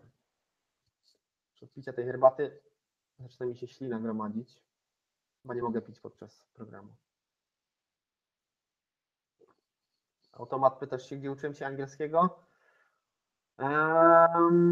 Po prostu rozmawiam z ludźmi, grałem w gry jako jeszcze młody chłopak. Oglądałem filmy z napisami, słuchając i tak dalej. Rozmawiałem przede wszystkim z ludźmi. Nie wstydziłem się, bo wielokrotnie słyszę, to jest stały argument, który słyszę w Polsce, że ludzie rozumieją jako tako, ale boją się na przykład rozmawiać. To jest kompletną bzdurą, bo jeżeli ktoś wam wytknie kiedykolwiek, że macie słaby angielski czy coś, to możecie mu pokazać, że tutaj i żeby spadał na drzewo. Także nie obawiałbym się, do odważnych świat należy. Naprawdę, są gorsze rzeczy niż fakt, że próbujecie rozmawiać w innym języku i nie wychodzi wam super płynnie. No sorry, no. Trudno. Mówicie fuck off i deal załatwiony. Ale gwarantuję, że nikt spoza granicy wam nie wyśmieje was, że macie słaby angielski. To się nie zdarzy. Nie słyszałem jeszcze o przypadku. W Polsce być może to się może zdarzyć, ale nie sądzę. Nie, Michale, nie widziałem nowego programu Popka i chyba nie zobaczę. Nie mój target.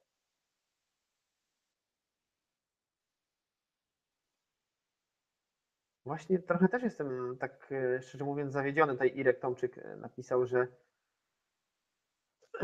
Mateusz Gamrot nie mówi po angielsku. Właśnie dziwię się, bo on na pewno rozumie. Wiadomo, że ciężko jest zrozumieć te pewne dialekty, taki typowo angielski, czy właśnie jakiś irlandzki. Niemniej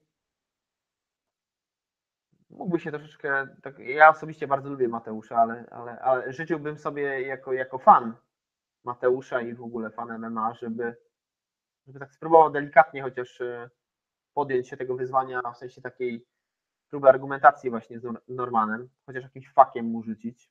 W sensie rzucił już podwójnym, ale tak w sensie, żeby coś spróbował pogadać z nim, nie byłoby chyba, że nie wiem, że to jest jakaś metoda, że Mateusz nie chce mu oddać pola, bo wiadomo, że byłby gorszy tym angielskim i mógłby czuć się zakłopotany. Właśnie, ale to wynika z tego, że nie wiem, że ludzie mogliby go chcieć oceniać po tym, że jest słaby, bo nie umie po angielsku, to jest kompletną bzdurą właśnie. To myślę, że jakby facet potrafi w cudzysłowie walić się po gębie w klatce przed tysiącami, czy niech będzie milionami widzów, więc naprawdę nie zbłaźniłby się próbując angielskiego.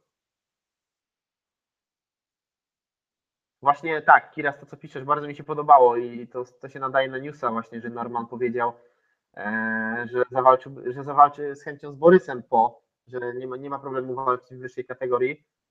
To jest naprawdę dobre, to mi się podobało. Jedna z takich ciekawszych rzeczy, które powiedział, poza tym, że jak Mateusz spróbuje go ugryźć, to dostanie kolanem w tył głowy teraz. Ale to z Borysem bardziej mi się podobało. Tutaj brygadista wspomniał o nowym rywalu Marcina Helda.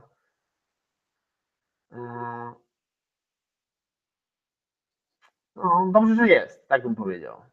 Cieszę się, że jest, bo tak na ostatnią chwilę to wiadomo, jak to jest już. Dobrze, że po prostu się udało.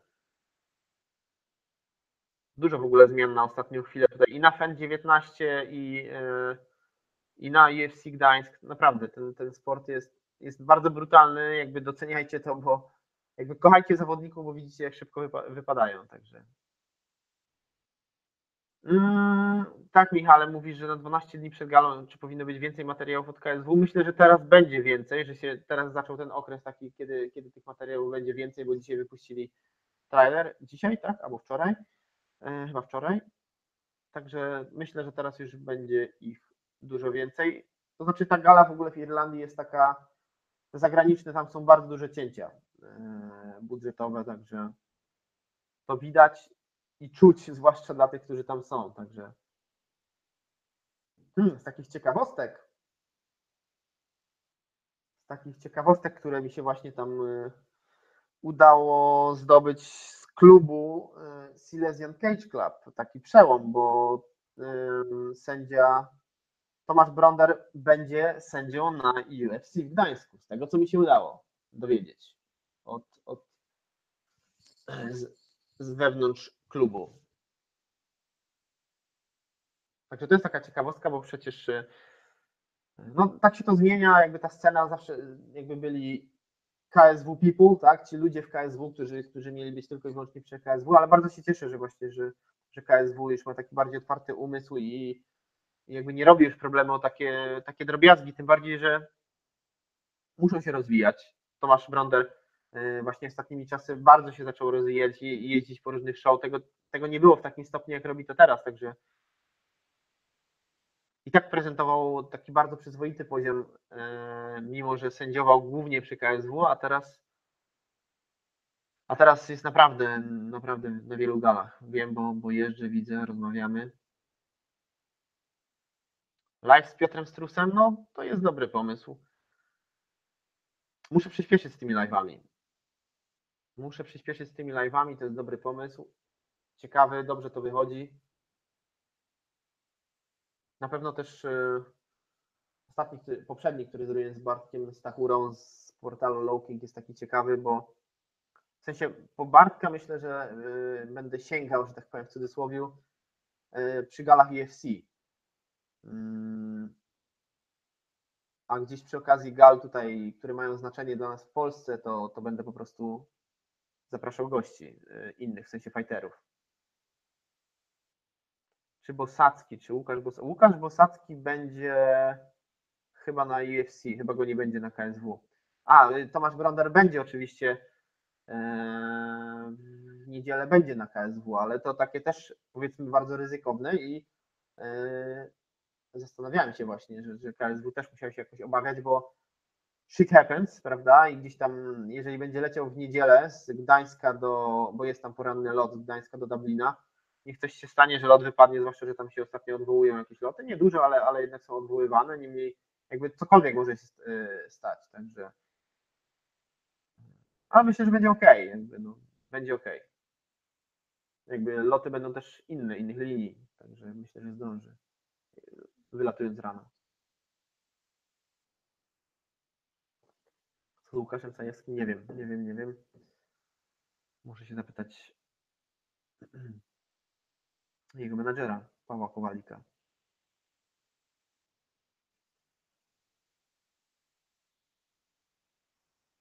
Myślałem, że właśnie Mamet miał być na UFC w Gdańsku, ponieważ miał walczyć jego kolega, niemniej wypadł z walki z Adamem Wieczorkiem i myślałem, że coś się zmieni, że jednak Mamet przyleci do Dublina, ale nie, bo będzie miał tam jakieś inne swoje prywatne sprawy i niestety nie.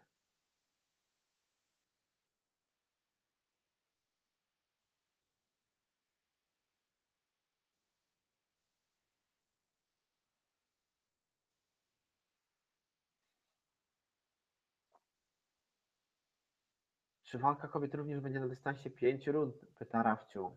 No, wydaje mi się, że to nie chodzi tylko o jedną walkę, tylko chodzi o te walki mistrzowskie.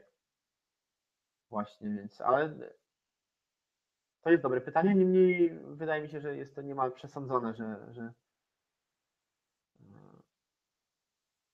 walka brazylijskiej mistrzyni będzie na dystansie 5 rund. Tak, czy jakieś info o Marcinie Bandelu, Arturze? Rozmawiałem z Marcinem Bandelem. Moja zapaśnicza kontuzja się odzywa. Poprosił mnie o taką opinię, żebym poczekał chwilę, aż wyjdzie nagranie z walki, bo ma wyjść w tym tygodniu, może już jest, nie zauważyłem. I poprosił mnie, żebym to obejrzał i gdzieś tam spróbowało to ocenić moim zdaniem. No niemniej jest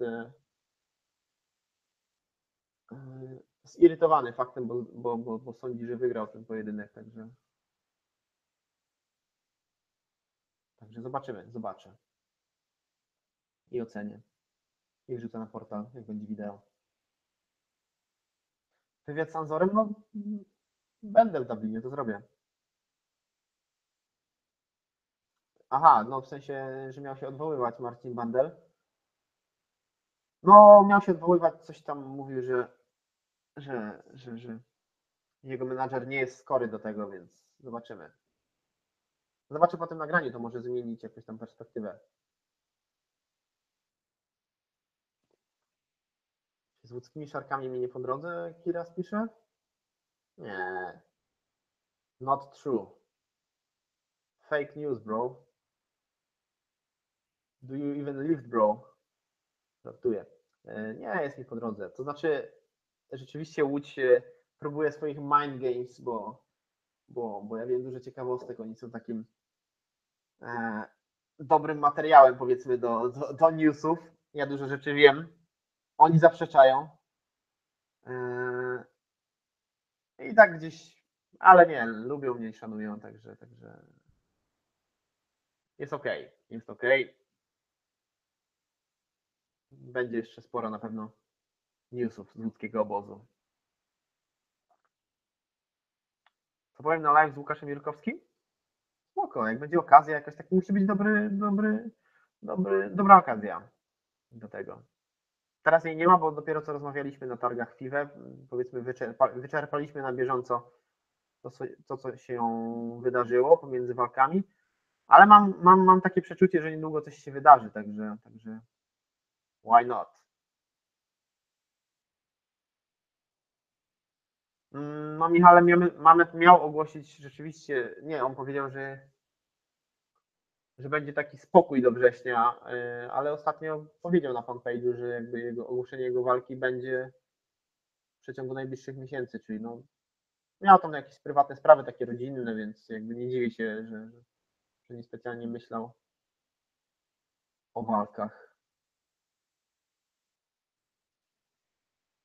Live z Marcinem Prachnią?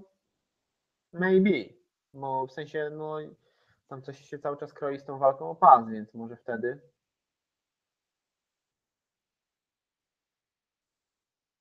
Nie, no nie mogę tego przeżyć właśnie, bo 70 tutaj napisał zwycięzca Burnejka Popek z Kołeckim, w sensie to po pierwsze nie ta waga, tak? Bo Kołecki nie walczy w ciężkiej. Tak? Z tego? No nie, no chyba tam było do 9-3. A poza tym no, byłby ciekawy pojedynek, ale no po pierwsze nie ta kategoria wagowa, a dwa, że jednak dla Kołeckiego chciałbym coś ciekawszego, zwłaszcza nie tego rywala, z którym się zmierzy niebawem w Wieliczce. Live z Soszyńskim. Krzysztofem Soszyńskim. No gdzieś tam trochę słów zaginął o Krzysztofie. Chyba jest wiele innych, jakby ciekawszych z całym szacunkiem do Krzysztofa osób, z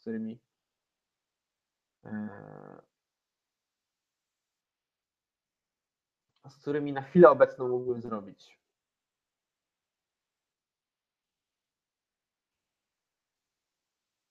Co z Leszkiem Krakowskim? Dobre pytanie. Dobre pytanie, co z Leszkiem Krakowskim.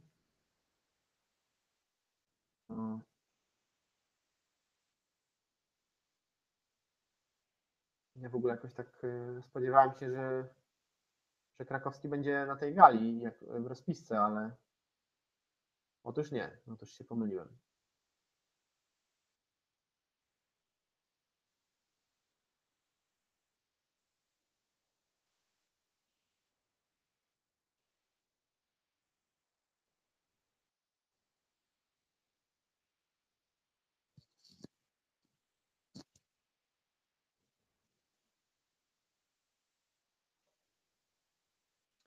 Pewnie by Szymon zrobił tą ciężką, tak, jak pisze tutaj 7-10, ale nie wiem.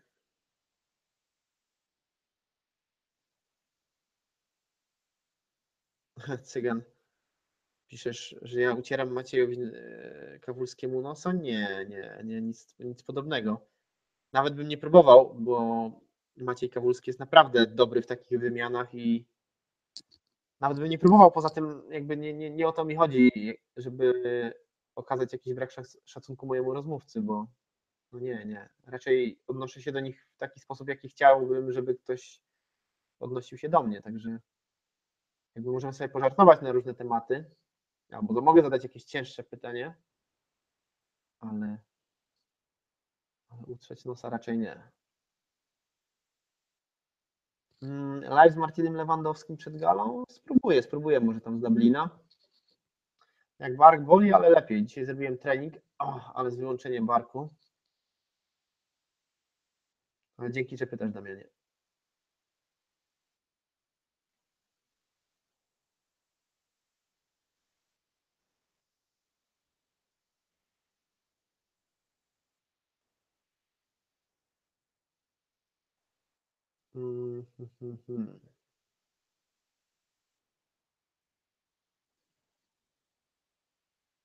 Live z Tymoteuszem Świątkiem. O, właśnie mi przypomniało, bo mam jakiś wywiad, który ktoś mnie poprosił, żebym wrzucił z Tymoteuszem. Zapomniałem, zupełnie wypadło mi, miałem ciężkie kilka dni. Muszę go zobaczyć w ogóle. Przepraszam autora, ale urwanie miałem.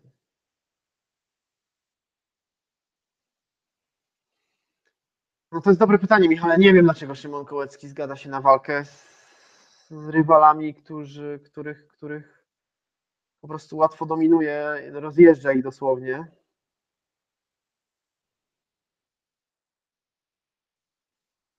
Nie wiem, to znaczy to jest ok zrobić raz, drugi, może trzeci, ale naprawdę za tym trzecim razem to poprzeczka powinna zostać podniesiona, a ona została zaniżona, także nie wiem, bo to jest bardzo inteligentny facet, więc co prawda on robi te walki stosunkowo często, więc to nie jest złe, bo nabiera jakiegoś tam doświadczenia, nawet jeżeli to są szybkie walki, słabi rywale, to on te walki toczy dosyć często. Z racji też swojego wieku, bo najmłodszy nie jest, prawda? Ma wiele kontuzji, na pewno duży staż ze sobą sportowy.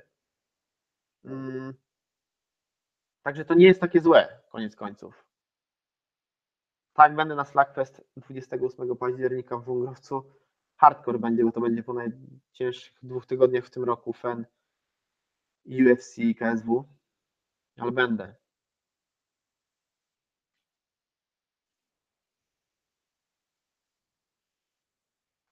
Tak, Arturze, Wolański i Janikowski mogliby walczyć częściej. Wiedzieli, na co się piszą. Damian Janikowski jest bardzo też inteligentnym facetem. Tak jak mówiłem w poprzednim live, tam jakieś były delikatne tarcia, takie negocjacyjne właśnie, bo Damian chciał walczyć więcej. KSW najwyraźniej mniej, miał jakieś tam inne plany strategiczne wobec niego, ale widziały gały, co brały. 4 gale w roku. Jeżeli sądził Damian Janikowski, że w jego przypadku będzie inaczej, że dostanie więcej walk, no to się pomylił.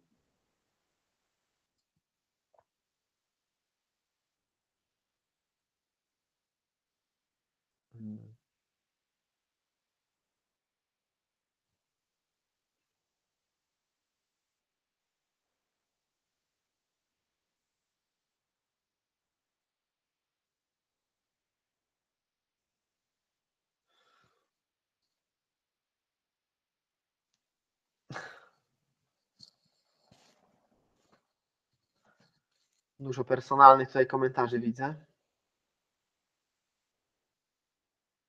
Czekam na czysto sportowe. Nie przystoi mi już komentować. Czy planuje jakiegoś live'a z zagranicznymi zawodnikami? Da, brygadzisto. No, odtworzysz sobie to za chwilę, to co było. Przed chwilą był Norman Parke. Give me a break, man. Właśnie zrobiłem godzinę z Normanem Parke.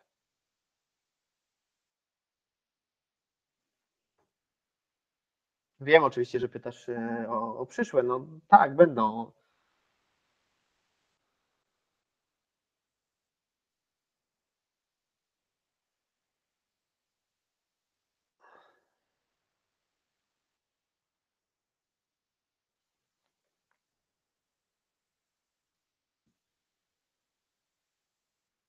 Boże, już mnie pytasz któryś raz o Dawida Jędralczyka. Wiem, że nie odpowiedziałem. Chodzi ci o tą galę w Czechach. No, dawał radę. No. Widzimy się na Slackfest będzie walczył, zdaje się. Tak? No, dał dobrą walkę. W sensie były emocje. Miał swoich lojalnych fanów. Rafał Mox. Znowu pytanie Rafała Moxa. Coco Jumbo. Od ciebie bym się spodziewał czegoś więcej. Stały fan. Rafał Mox nie walczy teraz. I prawdopodobnie już nie zawalczy, a przynajmniej trochę to potrwa. Jakby nie kontynuujmy tego wątku. Będę na UFC w Gdańsku, będę na KSW w Dublinie. No live z Donaldem Cerrone to byłoby to, tak. Ktoś mi to zasugerował. Nawet chciał mi wejść na mojego, że po prostu muszę, że albo jestem głosem polskiego MMA, albo nie. Oczywiście tylko się ktoś ze mną droczył.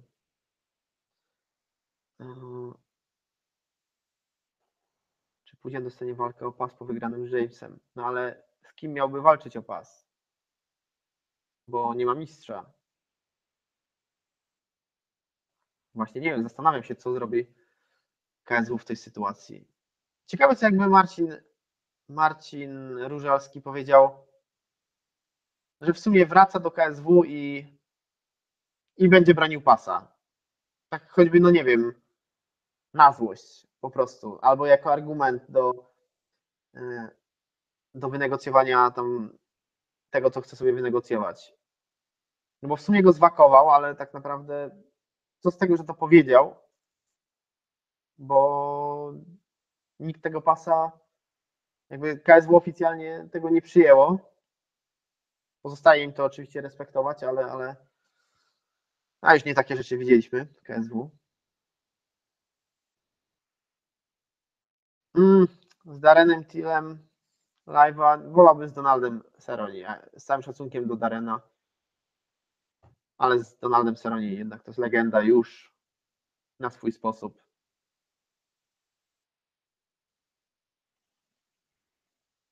Wolałbym osobiście z Donaldem Cerrone. Jakby nie czuję takiego połączenia w ogóle z Tillem, także raczej odmówię.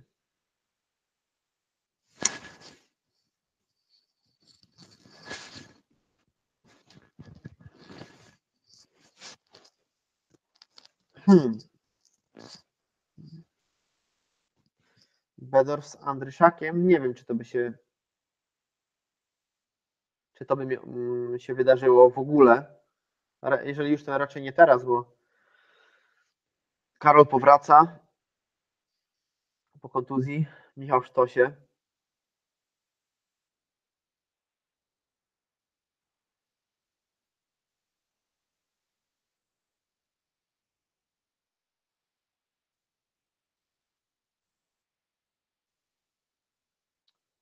Tak, 70. Osobiście uważam, że właśnie w KSW nie powinno się odbywać takich walk. No chyba w sensie, tak jak piszesz, że przychodzi ktoś z zewnątrz i walczy o pas. Moim zdaniem to jakby zabiera czegoś ze znaczenia, z powagi jakby tego pasa. Niemniej oczywiście, jeżeli to by był ktoś naprawdę taki mega zawodnik jakiś, który przychodzi, wszystkich zlał, legenda na swój sposób, to jestem w stanie zrobić taki ukłon w stronę tego pojedynku i taki wyjątek. Ale to się dzieje zbyt często i życzyłbym sobie jakiejś takiej drabinki, no ale znowu, no 4 gale w ciągu roku to rodzi jakieś ograniczenia i to jest biznes po prostu, więc KSW robi co może, żeby to jakoś dobrze sprzedać. Co sądzę o walce Różal-Popek? No fucking chance. Marcin Różalski zaprosił Popka już na trening. W razie W. Piliafas. Nawet nie wiem, co słuchać o Piliafasa.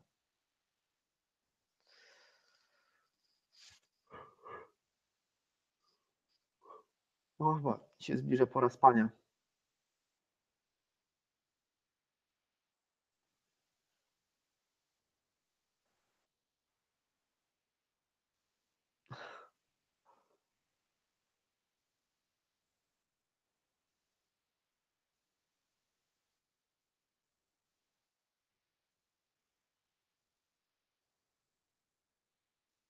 Już trochę nie mogę znieść rewanżów, a już trzecich walk, a czwartą, którą Jay Silva właśnie, nie, w ogóle czwarta, nie, naprawdę. Ale już rozmawialiśmy o tym w poprzednim live'ie, to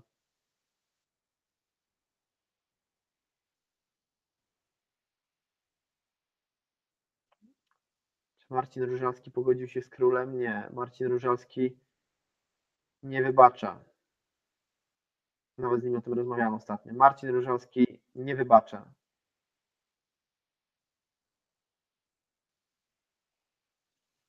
Więc się go pytam w takim razie i mówię, że obawiam się już tego dnia, kiedy trafię na czarną listę do Marcina Różalskiego, bo niechybnie to się może przez przypadek stać, bo Marcin jest nieprzewidywalny. On mówi proste, nie traf na tą listę.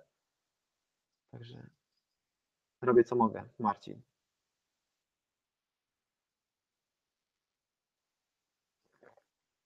Co z Marcinem Michałem Andryszakiem? Jakaś data powrotu? Nie jest mi nic nie wiem na ten temat, ale też nie interesowałem się tematem.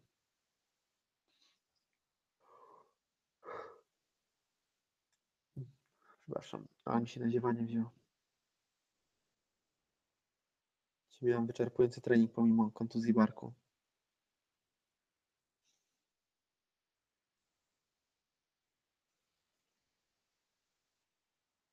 Darku, skąd ty bierzesz takie informacje?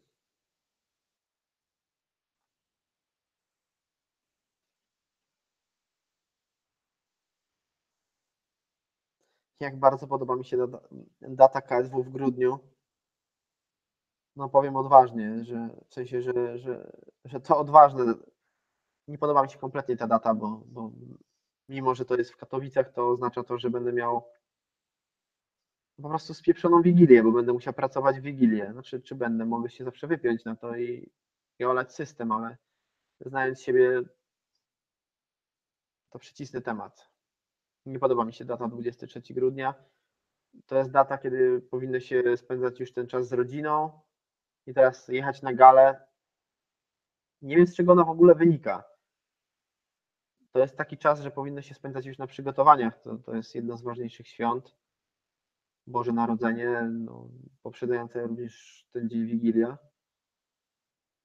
W Polsce przynajmniej, jedno z ważniejszych.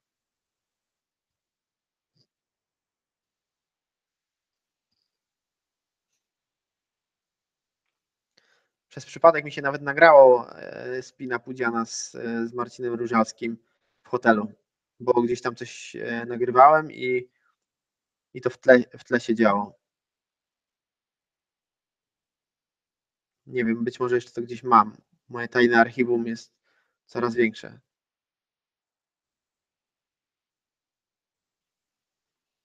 Miałem też taką walkę,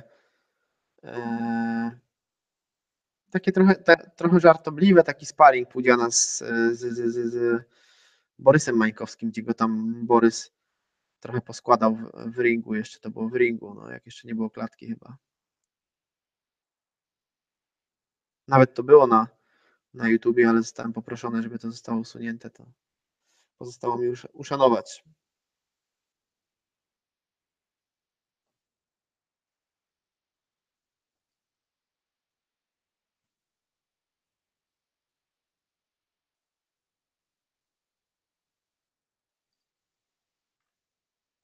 Tak jak piszesz, wybitny znawco, spodziewam się, że jeżeli wygra Michał Materla z Paulo Thiago, to będą chcieli, to KSW będzie chciało zrobić z Michała mistrza, bo oni potrzebują jakoś zapełnić tę dziurę po Mamedzie.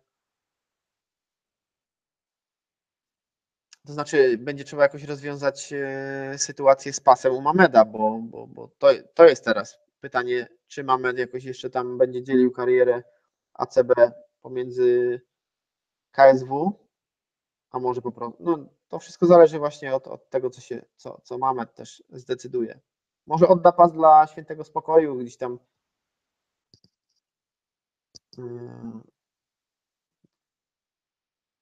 przynajmniej zdejmie z siebie jakąś tam presję obrony tego pasa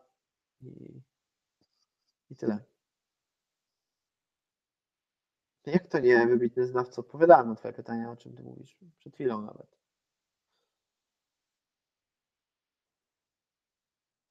Czy wypuszczę spinę Pójdzie Róża? Nie wiem, czy to ma sens. Nie mam takiego oparcia, żeby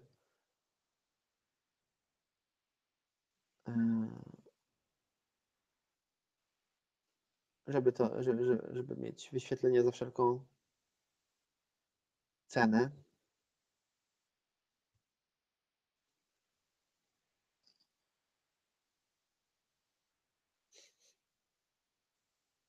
Tak, live z Oświecińskim to jest dobry pomysł. I będzie pewnie, no pewnie zrobię. Tylko jeszcze pytanie kiedy. Naprawdę mam za chwilę 3 ważne gale, więc nie przed nimi.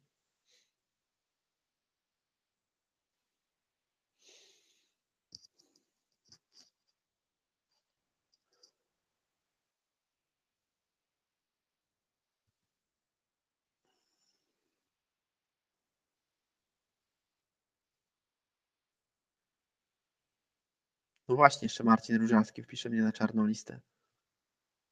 Więc lepiej nie. No to też nie jest jakoś tam super jakość, bo to było z daleka.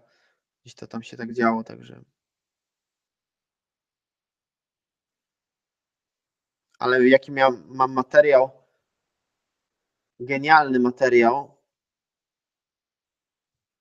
który prawdopodobnie straciłem, ale myślę, że byłbym w stanie odzyskać. Nie wiem, jak go straciłem częściowo straciłem kiedyś przy gali właśnie w Niemczech z Joanną Jędrzejczyk. Joanna właśnie zaprosiła mnie do pokoju i miałem tam kilka godzin, tak powiedzmy, śledziłem Joannę, jej ostatnie przygotowania, tam zbijania wagi. To było taki naprawdę kontrowersyjny materiał i wypuściłem tylko krótką zajawkę wtedy i chyba 5 minut później cała ekipa UFC się zbiegła wokół mnie i mówiła, musisz to wykasować i w ogóle, tacy w ogóle byli agresywni i niemili. Wtedy ja nic nie muszę, oczywiście jakby nie chciałem robić wielkiego problemu i wtedy tą zajawkę wykasowałem. Mam jeszcze wciąż sporo z tego materiału i może to gdzieś kiedyś wypuszczę, ale też część chyba straciłem. Jakimś cudem, nie wierzę w ogóle jakim. Teraz archiwizuję wszystkie materiały, ale jestem w stanie to odzyskać spokojnie jeszcze, nawet jeżeli to straciłem, tak mi się wydaje. To by był mega materiał. Mega, po prostu to były naprawdę genialne, to był genialny materiał. Część z tego jeszcze mam, jak tam zbijała wagę, jak Joanna po prostu krzyczała, płakała wręcz z bólu, jak zbijała wagę, bo to były takie początkowe czasy, kiedy jeszcze najciężej jej to przychodziło, teraz już jej łatwiej.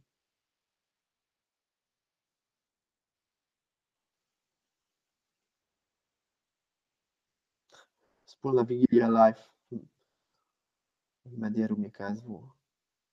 Podzielimy się opłatkiem.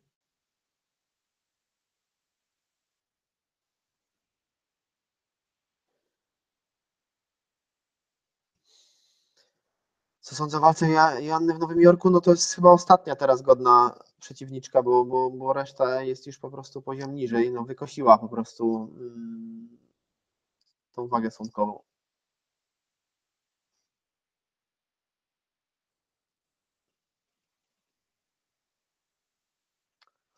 Oświeciński, jakkolwiek to nazwać, czy byli wyrzuceni, czy odeszli, może im zasugerowano, żeby odeszli. Tak, nie są już w klubach, ale już nie chcę mi tego mielić. Znowu Znowu bzdury, naprawdę. Są pozasportowe sprawy, nie chce mi się o tym rozmawiać.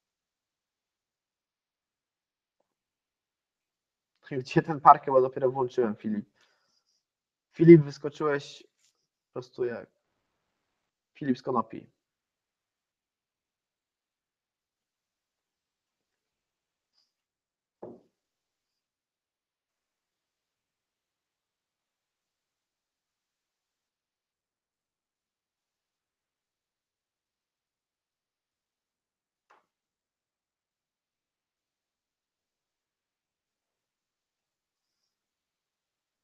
Chyba wam się pytania kończą. Norman właśnie napisał, podziękował za wywiad.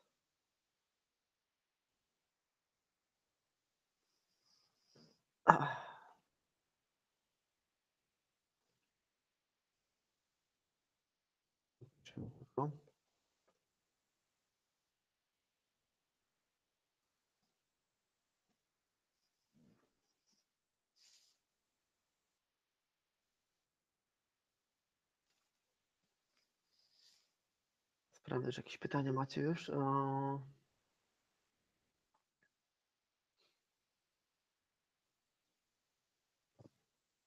Co z S4? No tak w sensie ta grupa zawodnicza już chyba nie istnieje, a przynajmniej w mocno zmienionym kształcie. Nie, chyba to już tak się całkowicie tam rozeszło. Czy kojarzę Patryka 2703? Przypomnij mi, wybitny znawco.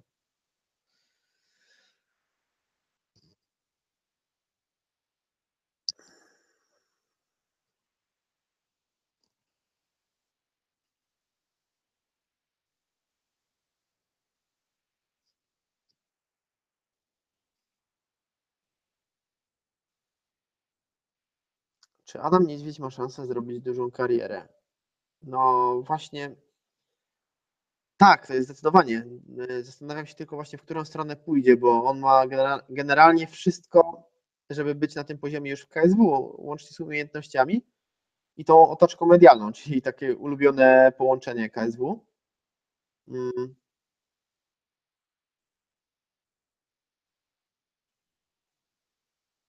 ale nie wiem, co zrobi.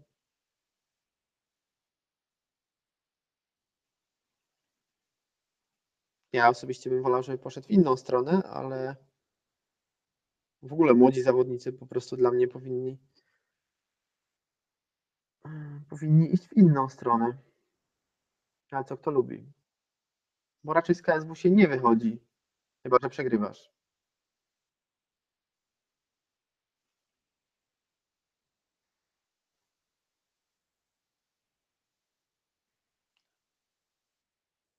Huh.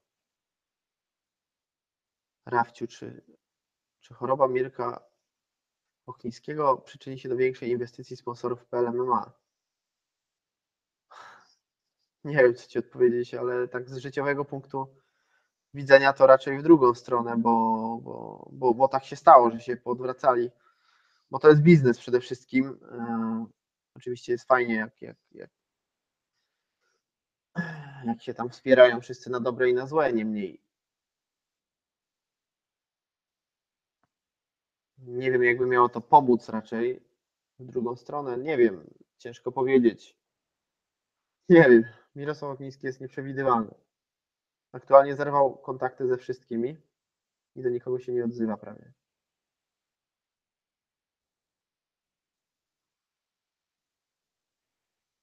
Znaczy nie dziwię się, bo potrzebuję teraz spokoju, także.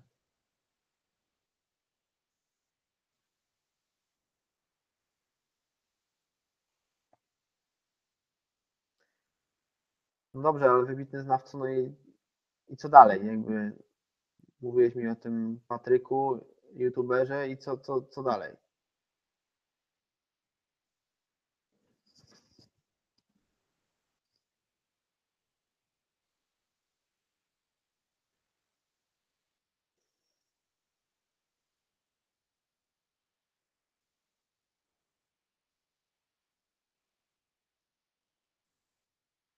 Tutaj Diabeł pyta, o co chodzi w tym live. No już kończymy, jesteśmy już po etapie z Normanem Parke.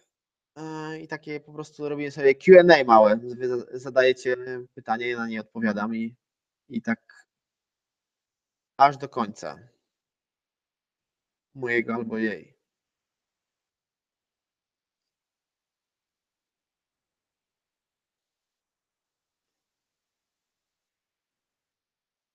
Mr. Joński, ok, dziękuję bardzo za Twoją opinię. Relax. Nie krępuj się. Nie krępuj się z komplementami.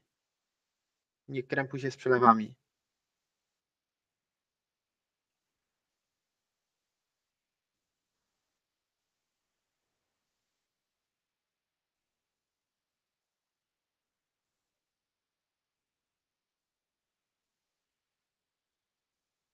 Właśnie, co z Mansurem Barnaoui, bo tam walczy w tym turnieju o $1 milion, kiedy jest drugi etap.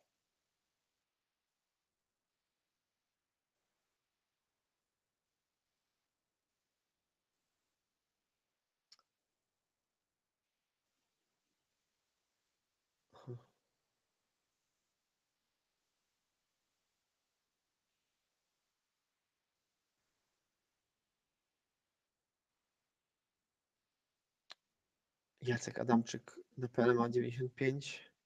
Lubię Jacka, ale od początku wiedziałem, że ta walka nie dojdzie do skutku. Starszy facet już. Nie, chyba bez specjalnego doświadczenia w sztukach walki. Znaczy coś tam miał kiedyś, ale jest rodzinnym facetem, jest starszym facetem i myślę, że zrobiłby sobie większą krzywdę. Tak naprawdę to nie są żarty. Ja całe życie robiłem sporty, teraz przerwałem na dłuższy okres treningi na macie, wróciłem i po prostu już kontuzja barku, wszystko mnie boli, w ogóle jest ciężko, a generalnie byłem zawsze super sprawny w sportach, a cierpię. A Jacek jest starszy jeszcze o dobre 10 lat ode mnie, także myślę, że zrobiłby sobie większą krzywdę i mówię to z doświadczenia. To było jakieś medialno.pl MMA zagranie.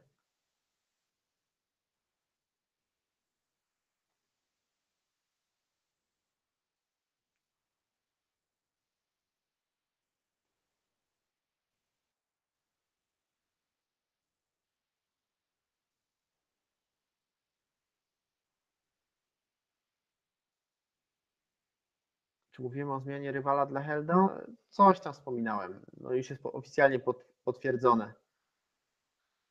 Zawodnik z Afganistanu.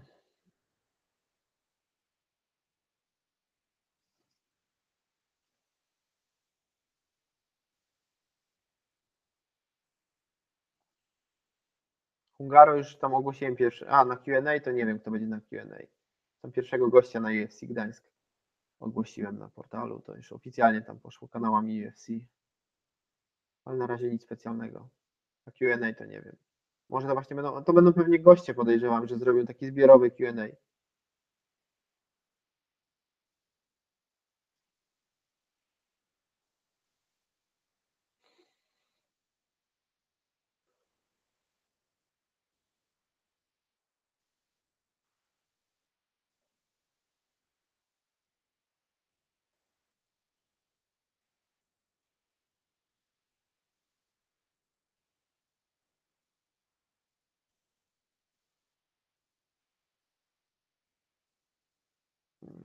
Nie, gala turniejowa w KSW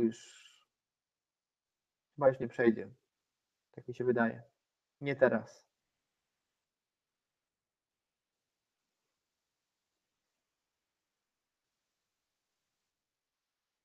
No właśnie szkoda, że z Katarzyną Lubońską nie wyszło jako mistrzynią KSW. Dobra zawodniczka, ale najwyraźniej nie na tyle dobra. Bardzo, bardzo pozdrawiam Katarzynę, bo bardzo fajna jako osoba. I ma talent, tylko tak najwyraźniej musi zrobić coś więcej.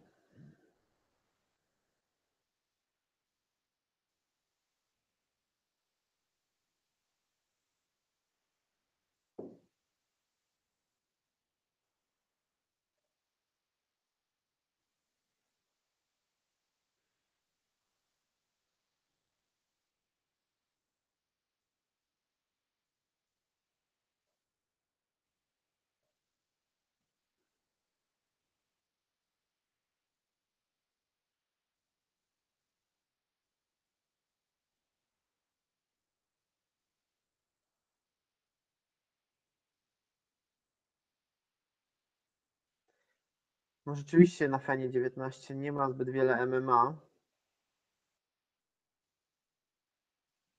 bo tam jest 6 chyba pojedynków MMA i 4 K1, jeżeli dobrze pamiętam. Będzie trochę mniej roboty, no bo tam z Biszczakiem na pewno jakieś materiały zrobię, bo tak, bo to walka wieczoru i obrona pasa i w ogóle.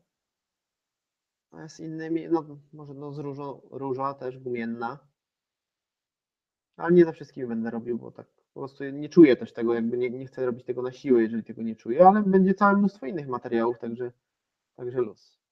Będę tak czy inaczej na FEN 19, jakby pytasz się mnie, Rafciu, czy warto? No warto, no po prostu teraz jesteśmy na dobrych warunkach w sensie takim, że się fajnie dogadujemy i jakby warto to pielęgnować. Poza tym to są po prostu gale warte tego, żeby tam być. To będzie duża gala we Wrocławiu, hala jest prawie wyprzedana, tylko tak teraz z taką, bo wiele osób zarzuca, że często ponoć powtarzane jest, że jest wyprzedana, a nie jest, ale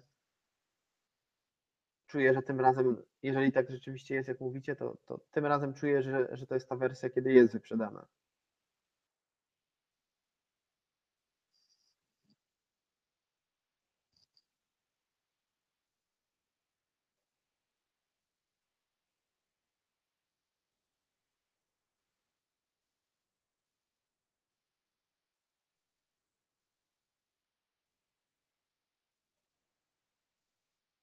No, Machon przyszedł, witaj.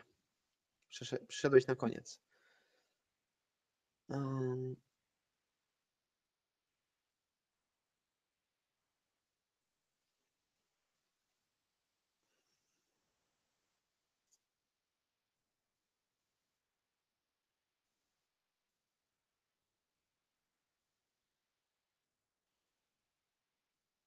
PP Sports już unikam, a ty ciśniesz. No nie wejdziesz na backstage, tak w sensie po prostu, no. To jest niemożliwe, w sensie na backstage KSW czy czegokolwiek. Z zewnątrz się nie wchodzi. No nie da się. Ale odezwij się do mnie, to może ci coś załatwię.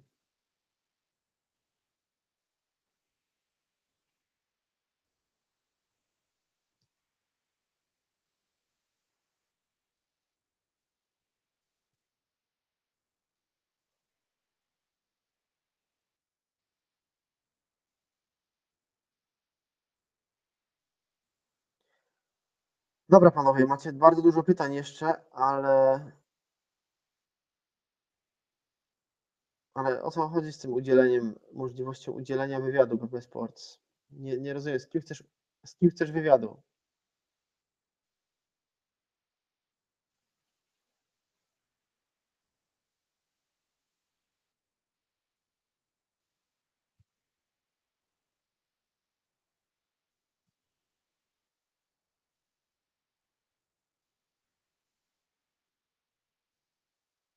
Nie, Róża nie może być w Rizin, bo ma tatuaże, a do Japonii nie wpuszczają, tak w sensie z tatuażami na twarzy, chyba o te konkretne chodzi, także nie ma szans.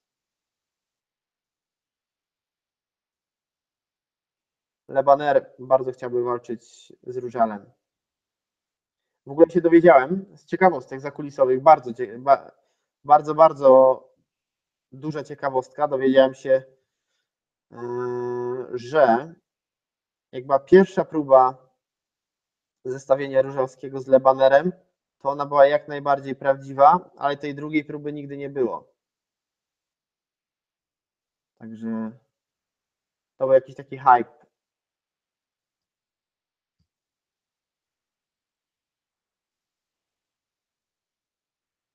I mam na to dowody, jakby co. Jakby ktoś to powątpiewał.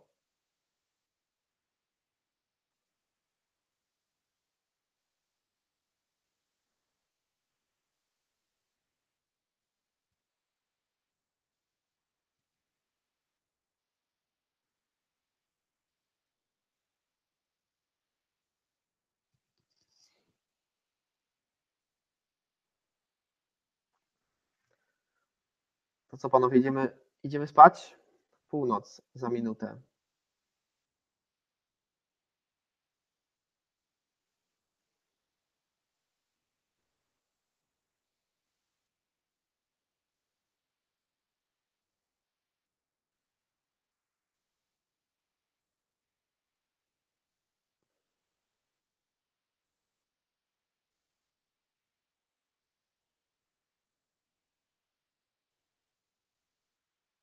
Tak, Róża o tym wie i nie jest zadowolony z tego faktu.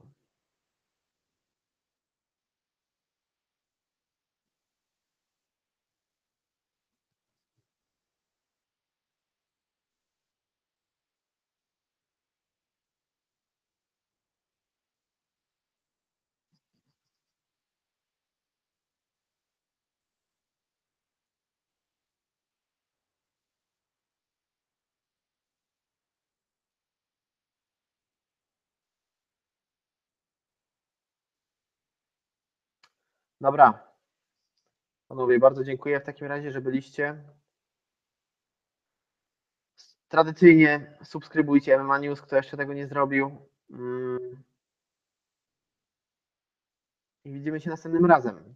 Ten odcinek był taki bardzo niespodziewany. W ogóle dzisiaj go miało nie być. Norman poprosił, żeby go zrobić. Nie mogłem odmówić. Także zobaczymy. No niemniej teraz czwartek, piątek, sobota i niedziela będę na Fenie. To będzie tona materiałów stamtąd. Polecam się. Oglądajcie. Super. Dobra, dzięki za suba, wybitny znawco.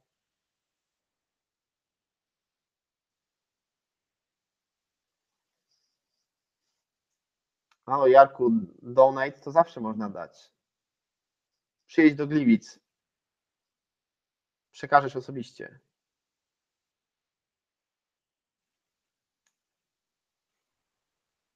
Dobra, cieszę się, że się podobało. Jarku, liczę na ciebie z tym donate'em.